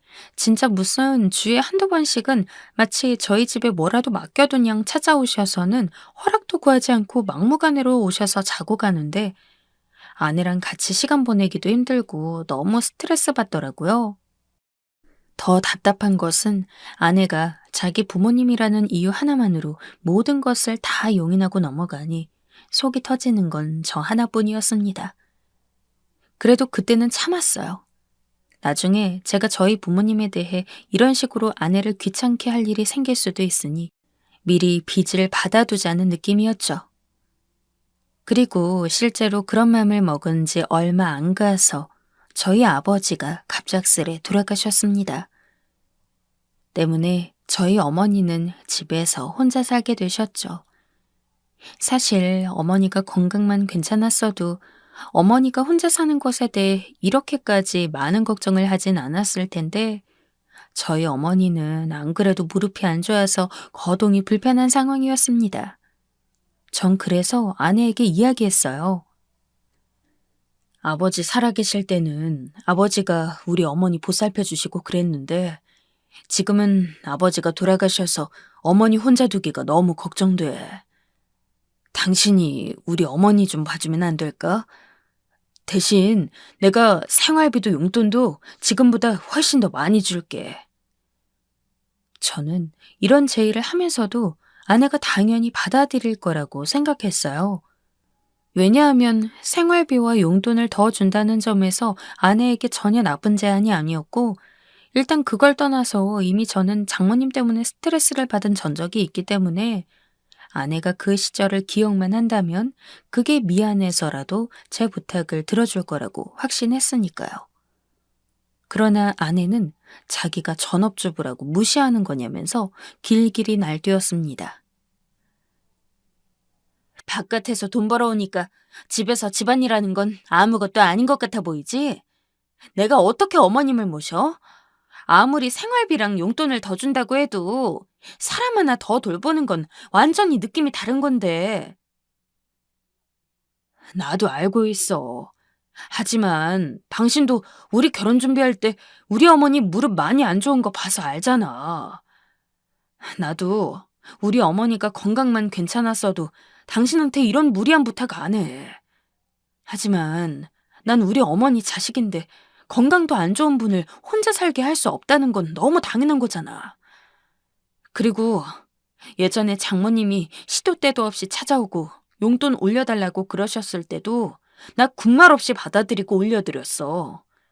장인어른 살아계실 때도 내가 할 수 있는 한 최선을 다해 모셨고, 당신도 그래줄 순 없는 거야? 그때까지만 해도 조곤조곤 설명을 잘하면 아내가 이해해 줄 거라 믿었습니다. 그러나 아내는 선을 넘었죠. 우리 엄마 아니고 당신 엄마야. 그렇게 걱정이 되면 요양원에 갖다 놓으라고. 괜히 멀쩡한 당신 아내인 나 고생시키려고 하지 말고. 이게 진짜 사람이 할 말입니까? 100번 양보해서 아내가 그런 식으로 저희 어머니를 모시고 싶어 하지 않는 것까지도 이해를 했습니다. 아내 입장에서 시어머니 모시는 거니까 그런 것만 생각해도 많이 불편할 테고, 일단은 환자나 다름없는 사람을 멀쩡한 사람이 돌본다는 게 어려운 일이기도 했으니까요. 하지만 아무리 그래도 그렇지, 제 어머니를 물건 취급하면서 요양원에다 갖다 놓으라니. 저는 딱 그 말을 들은 이후로 아내와 대화를 완전히 단절하고 아내에게 주는 생활비는 물론 용돈, 그리고 장모님 용돈까지 전부 끊어버렸습니다. 밥을 먹든 물건을 사든 각자 사비로 해결하자고 했죠. 그러자 별다른 수입이 없는 아내는 자기 나름대로 똥줄이 탄 모양입니다. 그러면서 저에게 협박이랍시고 이럴 거면 이혼해! 라고 나섰습니다. 제가 거기서 쫄았을까요? 아니요. 저한테는 완전히 고마운 일이었죠. 저는 이미 그 말 하나로 아내에 대한 모든 정이 떨어진 상황이었으니까요. 그래서 쿨하게 이혼했습니다. 이혼 서류도 먼저 작성해서 아내 얼굴 앞에 던졌어요. 아내가 자존심은 있는지 차마 그 자리에서 저에게 빌지는 못하고 정말로 이혼 서류를 똑같이 작성해서 제게 건네줬는데 내심 아내는 제가 그러면서도 이혼을 정말로 하지는 않을 거라고 생각을 한 모양입니다.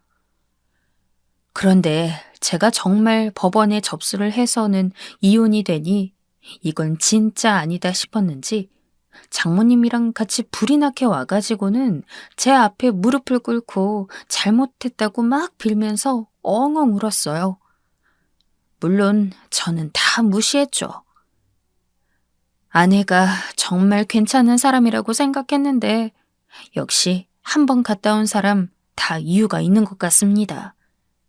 지금 저는 신혼집 전부 처분하고 어머니가 살던 집에 들어가서 어머니 모시면서 살고 있어요. 저 혼자서 어머니를 모시기는 힘들 것 같아 간병인도 불렀고요. 그냥 저는 이렇게 어머니랑 단둘이 오순도순 살겠습니다.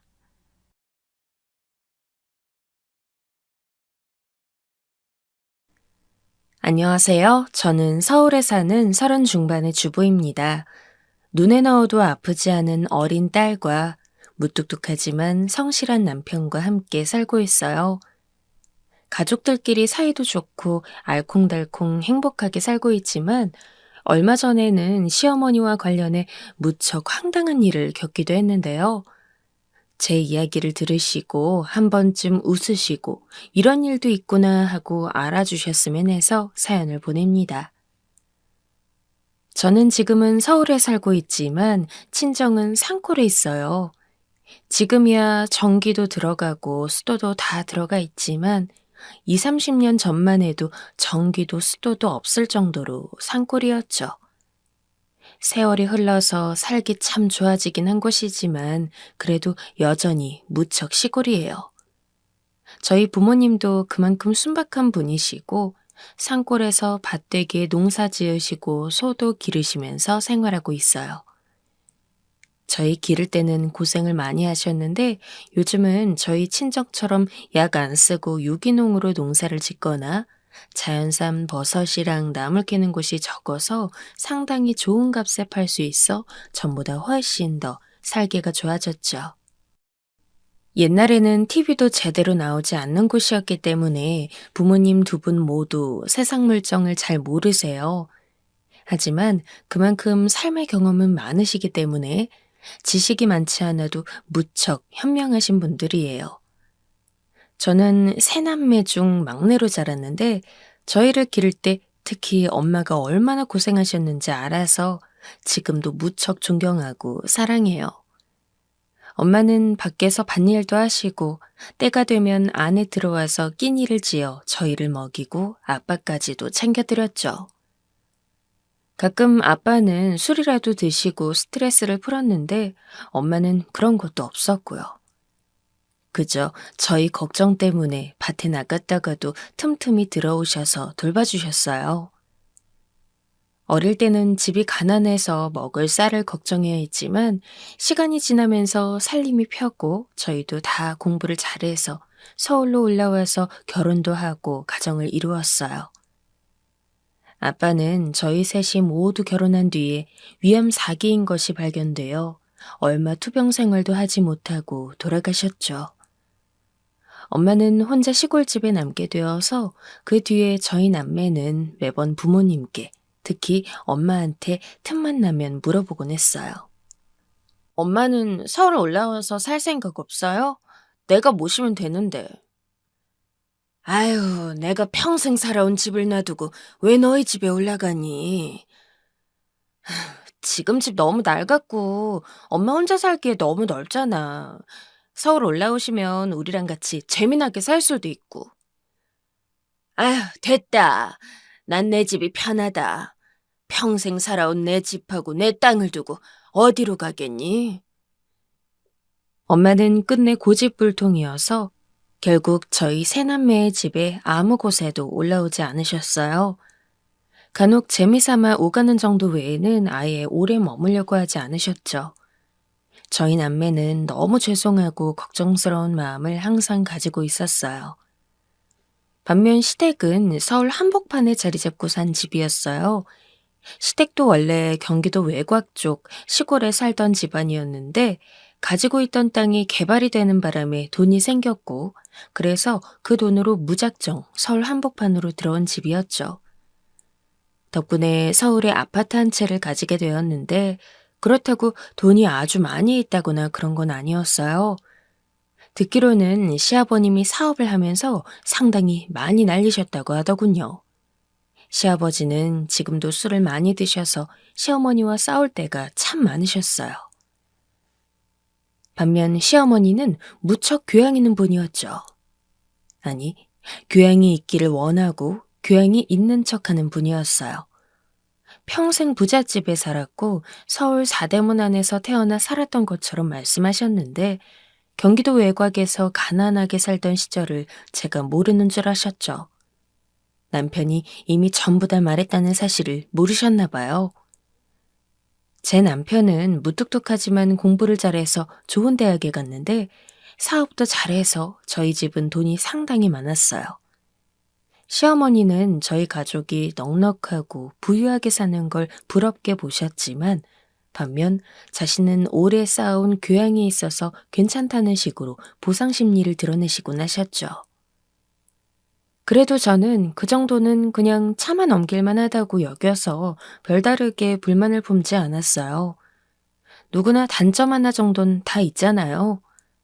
교양 있는 척, 잘난 척하는 시어머니 정도야 뭐 가끔 만나서 대화할 때만 잠깐 참으면 되니까요. 그 정도로 끝났다면 저와 시어머니와의 관계에 별다른 변화는 일어나지 않았을 거예요. 하지만 어느 날 제가 무척 화가 나는 일이 발생했죠. 어머님, 오늘 친구분들 만나시는 날이죠? 저 오늘 그 근처에 가는데 들러서 한번 인사드릴게요. 어머, 그럴래? 네네. 지난번에 뵌 분들도 계시니까요. 그럼 나야 낯서고 좋지. 아침에 전화를 드렸을 때 마침 그날 시어머니가 친구분들 모임이 나가는 날이라는 사실이 떠올랐어요. 그 근처에 저도 들를 일이 있었기 때문에 친구분들 모임에 잠깐 가서 인사라도 하고 식사 비용이라도 계산해 드리려고 했죠. 저는 식구들과 항상 사이좋게 가깝게 지내는 걸 원해서 항상 시부모님이나 시동생에게도 잘해드리려고 노력했어요. 집안에서 저희 남편이 가장 돈을 잘 벌기도 해서 가족들에게는 아낌없이 쓰는 편이었죠. 그날 저는 점심시간에 예정된 대로 시어머니의 모임에 가서 얼굴을 비췄어요. 시어머님의 모임은 한정식 집의 룸에서 진행되고 있었죠. 꽤 비싼 한정식 집이었는데 제가 간다는 말을 듣고 시어머니가 그 식당으로 정하신 것 같았어요. 어머, 큰 며느리 왔구나. 아유, 착하기도 하지. 시어머니 모임에 인사하러 오는 며느리가 요새 어디 있어? 아, 진짜 며느리 잘 얻었어. 아, 그러게 말이야. 오랜만이에요. 지난번에도 봤지? 네, 오랜만에 뵈어요. 친구분들은 익히 저를 알았기 때문에 가볍게 인사를 나눴고 저도 웃으면서 어르신들에게 모두 인사했어요. 잠시 대화를 나누다가 떠나기 전에 저는 화장실을 잠시 다녀오려고 양해를 구하고 자리를 떴죠. 그런데 화장실에 사람이 너무 많은 거예요. 그래서 그냥 집에 가서 가야겠다 하고 다시 모임이 있는 방으로 돌아갔는데 문이 살짝 열린 틈으로 요란한 웃음소리가 들렸어요. 시끄러운 대화 소리가 들려와서 전 저도 모르게 잠시 기다렸죠. 대화가 끝난 후에 들어가서 인사하고 바로 나올 생각이었어요. 그런데 그때 그 이야기를 엿듣게 되었죠. 자기는 진짜 며느리 잘 얻었어. 어쩜 저렇게 인사도 잘하고 그래? 아유, 뭐 우리 아들이 그만큼 하기도 하는 거지. 아, 그야 그렇겠지만 며느리도 착한 거지. 요새 애들이 저런 줄 알아? 그냥 평범한 거야. 우리 아들이 얼마나 제 처갓집에 돈이며 뭐며 갖다 대는데 저 정도도 안 하면 사람인가? 시어머니의 목소리였어요. 저는 잠깐 충격을 받아서 꼼짝도 하지 못했죠. 아니, 다르게 생각하면 저렇게 말씀하실 수도 있는 문제긴 했어요. 남편도 저희 친정에 정말 잘하긴 했거든요. 시골집이라 먼데도 휴가철이면 일부러 운전해서 가서 항상 직접 들러서 드시는 거나 생활하시는 거 챙겨드리기도 했고, 집을 전부 편하게 리모델링 해드리기도 했죠. 그러니까 시어머니 입장에선 사실 제가 이 정도 하는 건 당연하다고 생각하실 수 있었어요. 그러니까 이 정도는 괜찮았죠. 어차피 시어머니가 정말 저를 딸처럼 여기거나 사랑하지 않을 건 당연한 일이니까요. 제가 듣고 있는 줄도 모르고 시어머니의 투덜거림이 계속되었습니다. 아유, 걔 처갓집이 얼마나 저 산골 촌인지 난 거기 치명 들어도 어딘지를 모르겠더라고. 그래? 어머, 며느리는 엄청 세련되고 예쁘던데 그렇게 촌 출신이야? 에휴, 걔도 겉모습만 그런 거지. 걔 엄마가 얼마나 촌스럽고 교양 없는 줄 알아? 시어머니가 혀를 차는 소리가 들려왔죠. 그 순간 저는 입술을 꽉 물었어요. 안사도 몇 번 봤는데 세상에 식사하는 모습이 얼마나 흉한지 몰라. 명란젓도 어떻게 먹는지 잘 몰라서 그 썰어놓은 대파 제대로 같이 먹지도 않더라고. 막 통째로 가져다가 밥에 비비는데 아유, 같이 식사하기가 얼마나 고역이던지. 어머머, 많이 시골 출신이야? 아유, 말도 마. 가까이 가면 냄새 난다니까.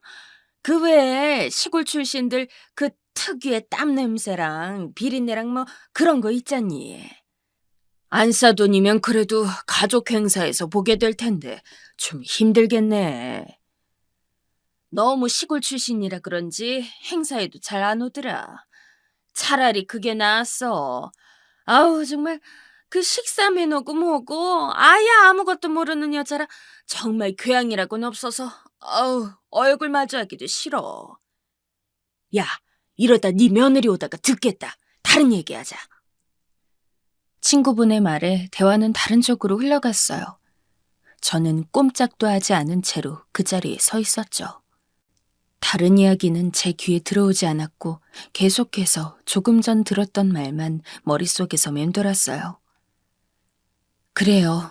저희 엄마 산골 출신이고 아는 것도 많지 않았어요. 하지만 절대 교양 없다는 말을 들으실 분은 아니었죠. 순박하고 온순한 분이라 항상 최대한도로 예의를 지키셨고 혹시라도 폐를 끼칠까 무척 조심하는 분이었어요. 솔직히 말하면 교양 따지면서 매번 카페나 레스토랑 갈 때마다 서버를 불러 음식마다 탈을 잡고 따져 서비스를 받아내는 시어머니보다 훨씬 교양 있는 분이셨죠. 저는 잠시 입술을 씹으며 복도에 서 있다가 얼굴 표정을 바로 했어요. 지금 시어머니에게 당장 달려들어 따진다고 해도 시어머니 친구분들이 너무 많았기 때문에 오히려 그런 이야기 안 했다고 왜 훔쳐들었냐고 당할 우려가 있었죠. 저는 잠시 숨을 고르고 나서 아무렇지도 않은 얼굴을 만들어낸 채 안으로 들어가 인사하고 나왔어요. 시어머니와 친구분들은 저에게 아까처럼 아주 예쁘다고 칭찬만 한가득 하더군요.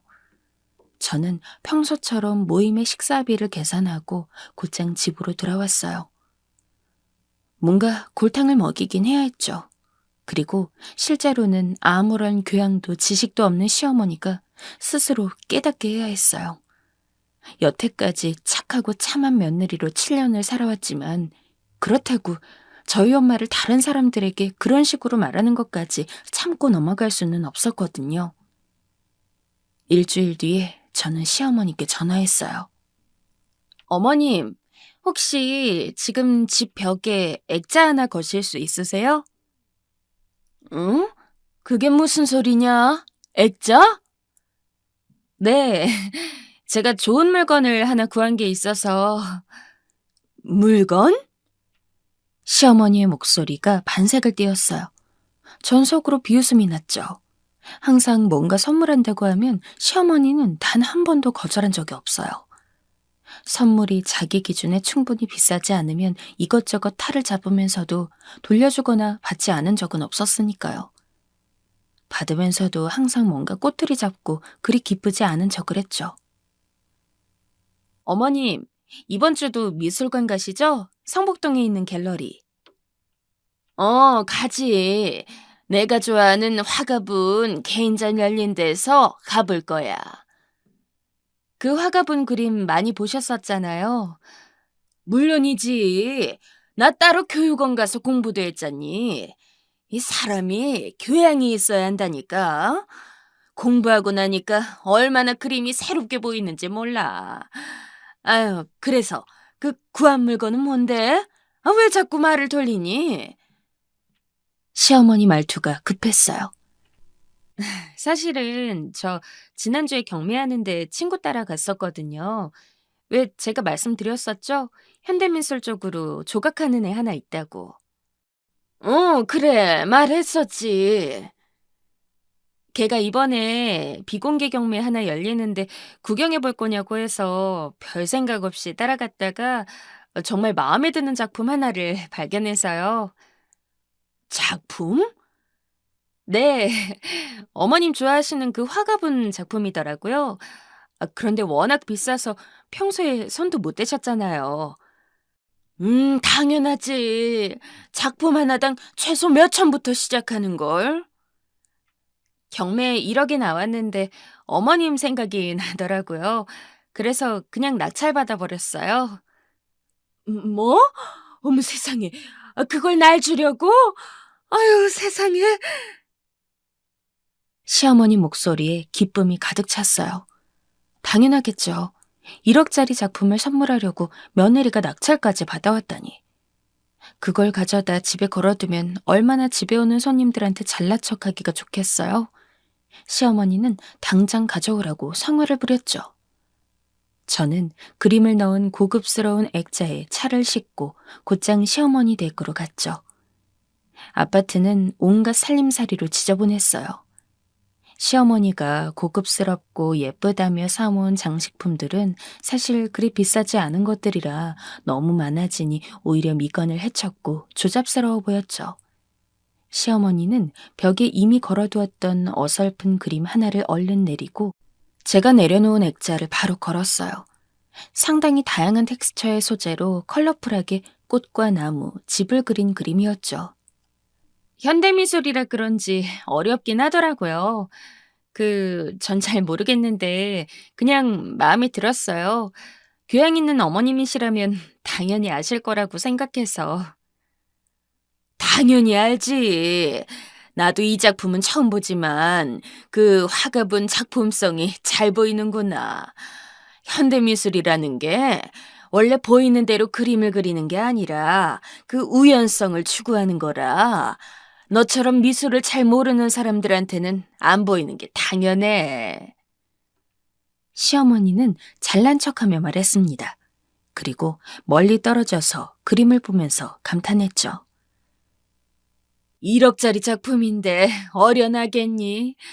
아유 세상에, 네가 선물한 것 중 제일 근사한 선물이구나. 진작 이런 걸 좀 사오지. 하긴 이런 기회니까 네가 이런 작품 살 수 있었던 거지. 아니었다면 현대미술 보는 눈이 없으니 아예 그림을 고를 수가 없었겠지. 그럼요, 어머님. 전 미술 아예 모르잖아요. 그냥 느낌이 좋고 교양 있는 어머님이 생각나서 큰돈 지른 거지. 사실 저만 있었다면 살 생각 없었을 거예요. 경매도 굉장히 경쟁이 심하더라고요. 어렵게 받아냈어요. 그야 그랬을 거야. 그 화가분 워낙 유명한 분이시잖니. 이래서 집안에 교양 있는 사람 하나 정도는 있어야 미술 작품도 들어오고 그러는 거란다. 아유, 1억짜리라니. 이 그림만 있어도 집안에 부티가 좔좔 흐르는구나.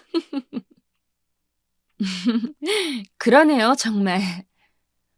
꽃과 나무라는 건 아주 평범한 소재지만 저렇게 그 도형으로 추상화시켜서 그려놓으면 사물 자체의 형태를 알아볼 수 있단다. 색감은 원초적으로 쓰고 형태는 추상화해서 그리는 거지. 그게 그 화가본의 특징이야. 시어머니는 그 후로도 한참이나 화폭이 어떠네, 색감이 어떠네, 붓터치가 어떠네 하면서 떠들어댔어요. 저는 웃음을 참고 진지한 얼굴로 시어머니의 말씀을 경청하는 척했죠. 어찌나 한참을 웅변하듯 떠드는지 평소에 저렇게 잘난 척하고 싶어 어떻게 살고 있나 싶을 정도였어요. 그날 아주 오랜만에 시어머니에게서 거한 점심 식사를 대접받고 저는 집으로 돌아왔어요. 오는 길에 유치원에서 저희 6살짜리 딸아이를 픽업해서 데려왔죠. 픽업하러 가는데 선생님이 웃으면서 그러시더라고요. 요즘 아이가 한창 크레파스에 재미 붙일 나이라서 여기저기 그림을 많이 그려요. 집에서도 벽이나 냉장고에 낙서하지 않게 스케치북이나 종이 아이에게 많이 주시면 좋을 거예요. 아, 그렇지 않아도 저희 아이가 집에서 열심히 그림 그리더라고요. 집에서는 물감이랑 크레파스, 색연필, 사인펜 뭐 안 쓰는 게 없어요. 그림 열심히 그리면 손 감각 발달에 도움이 되니까요. 낙서라도 아이가 많이 할수록 좋을 거예요, 어머님. 선생님께 감사 인사를 하고 아이를 데리고 집으로 왔어요. 저는 딸아이 손을 잡고 큰 종이를 꺼내 물감과 크레파스, 색연필을 전부 꺼내줬죠. 아이는 제가 준비한 간식을 먹으며 그림을 열심히 그렸어요. 엄마, 내가 저번에 그렸던 그림 어디 있어? 저번에 그렸던 거? 어떤 거? 그거, 우리 집 그린 거. 우리 집? 아, 저는 아이가 말하는 게 뭔지 단박에 알아차렸어요. 저는 그만 웃으면서 딸의 머리를 쓰다듬었죠. 어떡하지? 그 그림 없어졌는데? 왜? 없어? 그거 예뻤는데. 그럼 다시 그려볼까? 그때 꽃이랑 나무 우리 집 그렸었잖아. 그렇지? 응. 딸은 간식을 입에 물고서 크레파스를 손에 쥐었어요. 제가 놔준 이절지 큰 종이 위에 자유롭게 그림을 그리기 시작했죠. 저는 지금쯤 시어머니 집에 액자가 넣어진 채 걸려있을 딸의 그림을 생각했어요. 아마 그게 6살짜리 애가 그린 거라는 걸 알면 뒤집어지겠지. 생각만 해도 웃음이 나서 저는 쿡쿡대며 웃어버렸죠. 아이가 그린 것과 화가가 그린 것도 구별하지 못하는 주제에 교양 있다며 저희 엄마를 그렇게 무시하다뇨. 정말 우습기 짝이 없는 일이었어요. 시어머니는 그날 이후 전화를 할 때마다 저한테 그림에 대해 자랑을 했죠. 애초에 제가 갖다 준 거라는 걸 아예 잊어버린 모양이었어요.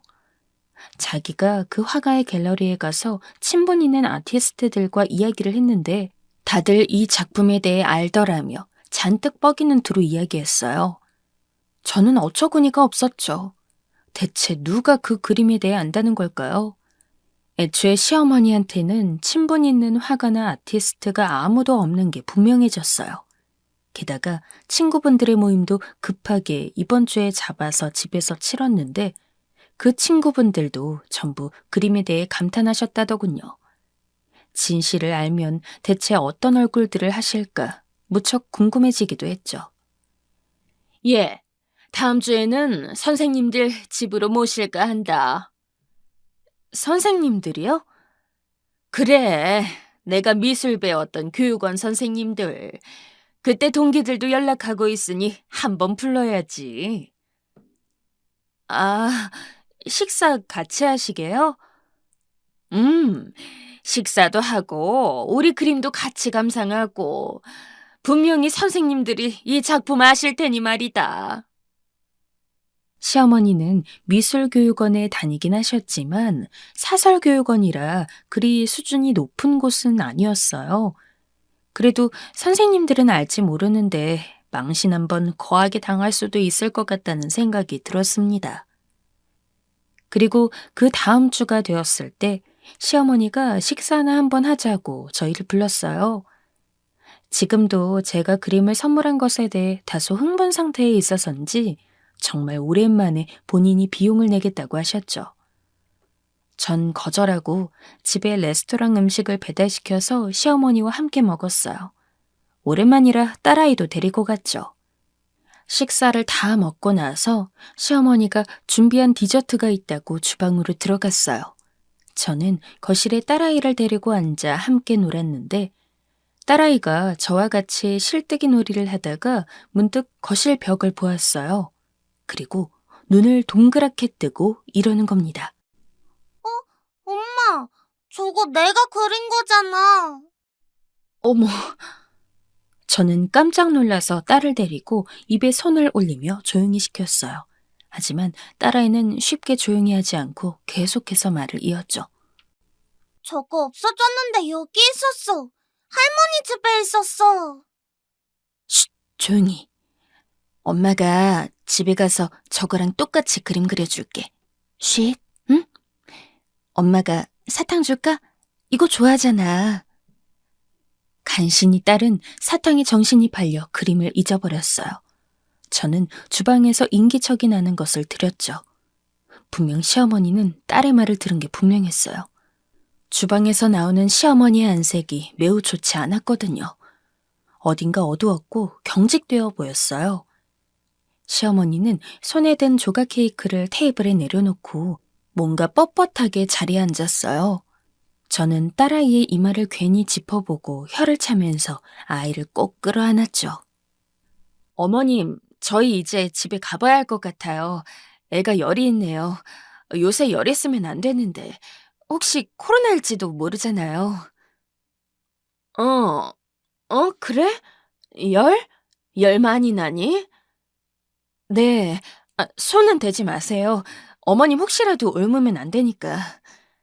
저는 예의 바르고 조심스럽게 말하면서 딸아이를 안고 일어났어요. 죄송해요. 디저트는 못 먹겠네요. 일단 병원 먼저 가야 할 것 같아요. 그래, 가려고? 네, 아까부터 애가 이상하게 몸이 뜨겁더니만 별일 아니겠지만요. 불안해서 먼저 가볼게요, 어머님. 그래, 가보렴. 저는 거의 도망치듯이 재빨리 시어머니 댁을 빠져나왔어요. 가슴이 두근거리긴 했지만 통쾌하기도 했죠. 시어머니의 아파트 단지를 빠져나오면서 저는 운전대를 잡고 한참이나 크게 웃었어요. 딸은 눈을 동그랗게 뜨고 저한테 물었죠. 엄마, 나 열 있어? 아니, 아니야. 우리 딸 열 없어. 진짜? 근데 괜찮아. 지금은 열 내렸어. 저는 계속 웃었어요. 이렇게 제 짧은 사기극이 들켜버렸지만 아마 시어머니는 저한테 아무것도 말하지 못할 거라는 걸 알고 있었어요. 왜냐하면 시어머니는 그 무엇보다 본인이 무식하고 교양 없다는 사실을 들키는 걸 가장 무서워했거든요. 그렇게나 많이 저한테 그 그림과 화가에 대해 떠들어놨는데 저한테 그림이 가짜라는 말을 어떻게 할까요? 그리고 자기 주변 아티스트와 화가들이 모두 그 그림을 안다고 그렇게 반복해서 말해놓고서 그걸 부정하면서 저를 추궁하는 건 불가능했죠. 그걸 솔직하게 말하면 시어머니는 그림을 제대로 볼 줄 아는 교양도 없는 사람일 뿐만 아니라 속은 주제에 주변 사람이 다 이 그림을 안다고 거짓말까지 한 사람이 되는 거니까요. 앞으로 얼마나 소가리를 할까 생각하니 너무 고소하고 재미있는 데다가 속이 후련했어요. 그러니까 다른 사람, 그것도 사돈되는 사람을 그렇게 뒤에서 험담하고 무시하면 안 되는 거예요. 게다가 그 사람이 제 친정엄마라면 저는 절대로 그냥 넘어가지 않을 거거든요. 엄마, 그럼 내 그림은 어떻게 해? 아, 아까 그 그림? 그거 할머니 줬어. 할머니? 왜? 할머니가 그림 좋아하는데 우리 딸 그림이 마음에 든대. 아주 너무 마음에 든대. 진짜? 음, 1억 원어치만큼 마음에 든대. 그림 너무 잘 그린대. 딸은 기분 좋아하면서 까르르 웃었고 저도 웃으면서 함께 기분 좋게 집으로 돌아왔어요. 그 이후로도 시어머니께선 아무런 말이 없었어요. 오히려 제가 그 그림에 대해 말할까 무서운 듯이 말을 돌렸고 갤러리나 화가에 대한 어떤 말도 꺼내지 않으셨죠. 교양 있는 척을 하기 위해 뻐기는 말도 훨씬 줄어들었어요. 제가 가끔 일부러 미술에 관한 이야기를 꺼내면 화들짝 놀라면서 다른 화제로 돌리곤 하시죠. 교양 있는 척하는 건 참을 수 있어요. 하지만 자신이 잘나고 싶은 욕망을 다른 사람을 까내리면서 채우는 것은 견딜 수가 없더군요. 그것도 제 엄마를 무시하는 건 더더욱요. 귀여운 수준이긴 했지만 제 나름대로는 속 시원하게 복수를 했고 꽤 재미있는 일이기도 했어요. 다시는 시어머니가 제 앞에서는 잘난 척을 하지도 다른 사람을 무시하지도 못했으니 잘된 일이기도 했죠. 지금 겉으로는 시댁과 저희 집이 아주 평화롭게 지내고 있네요. 자, 여기까지가 제 이야기였습니다. 제 사연을 듣는 분들의 지루한 일상 속에서 작은 사이다가 되었기를 바라며 제 이야기는 여기서 마치겠습니다.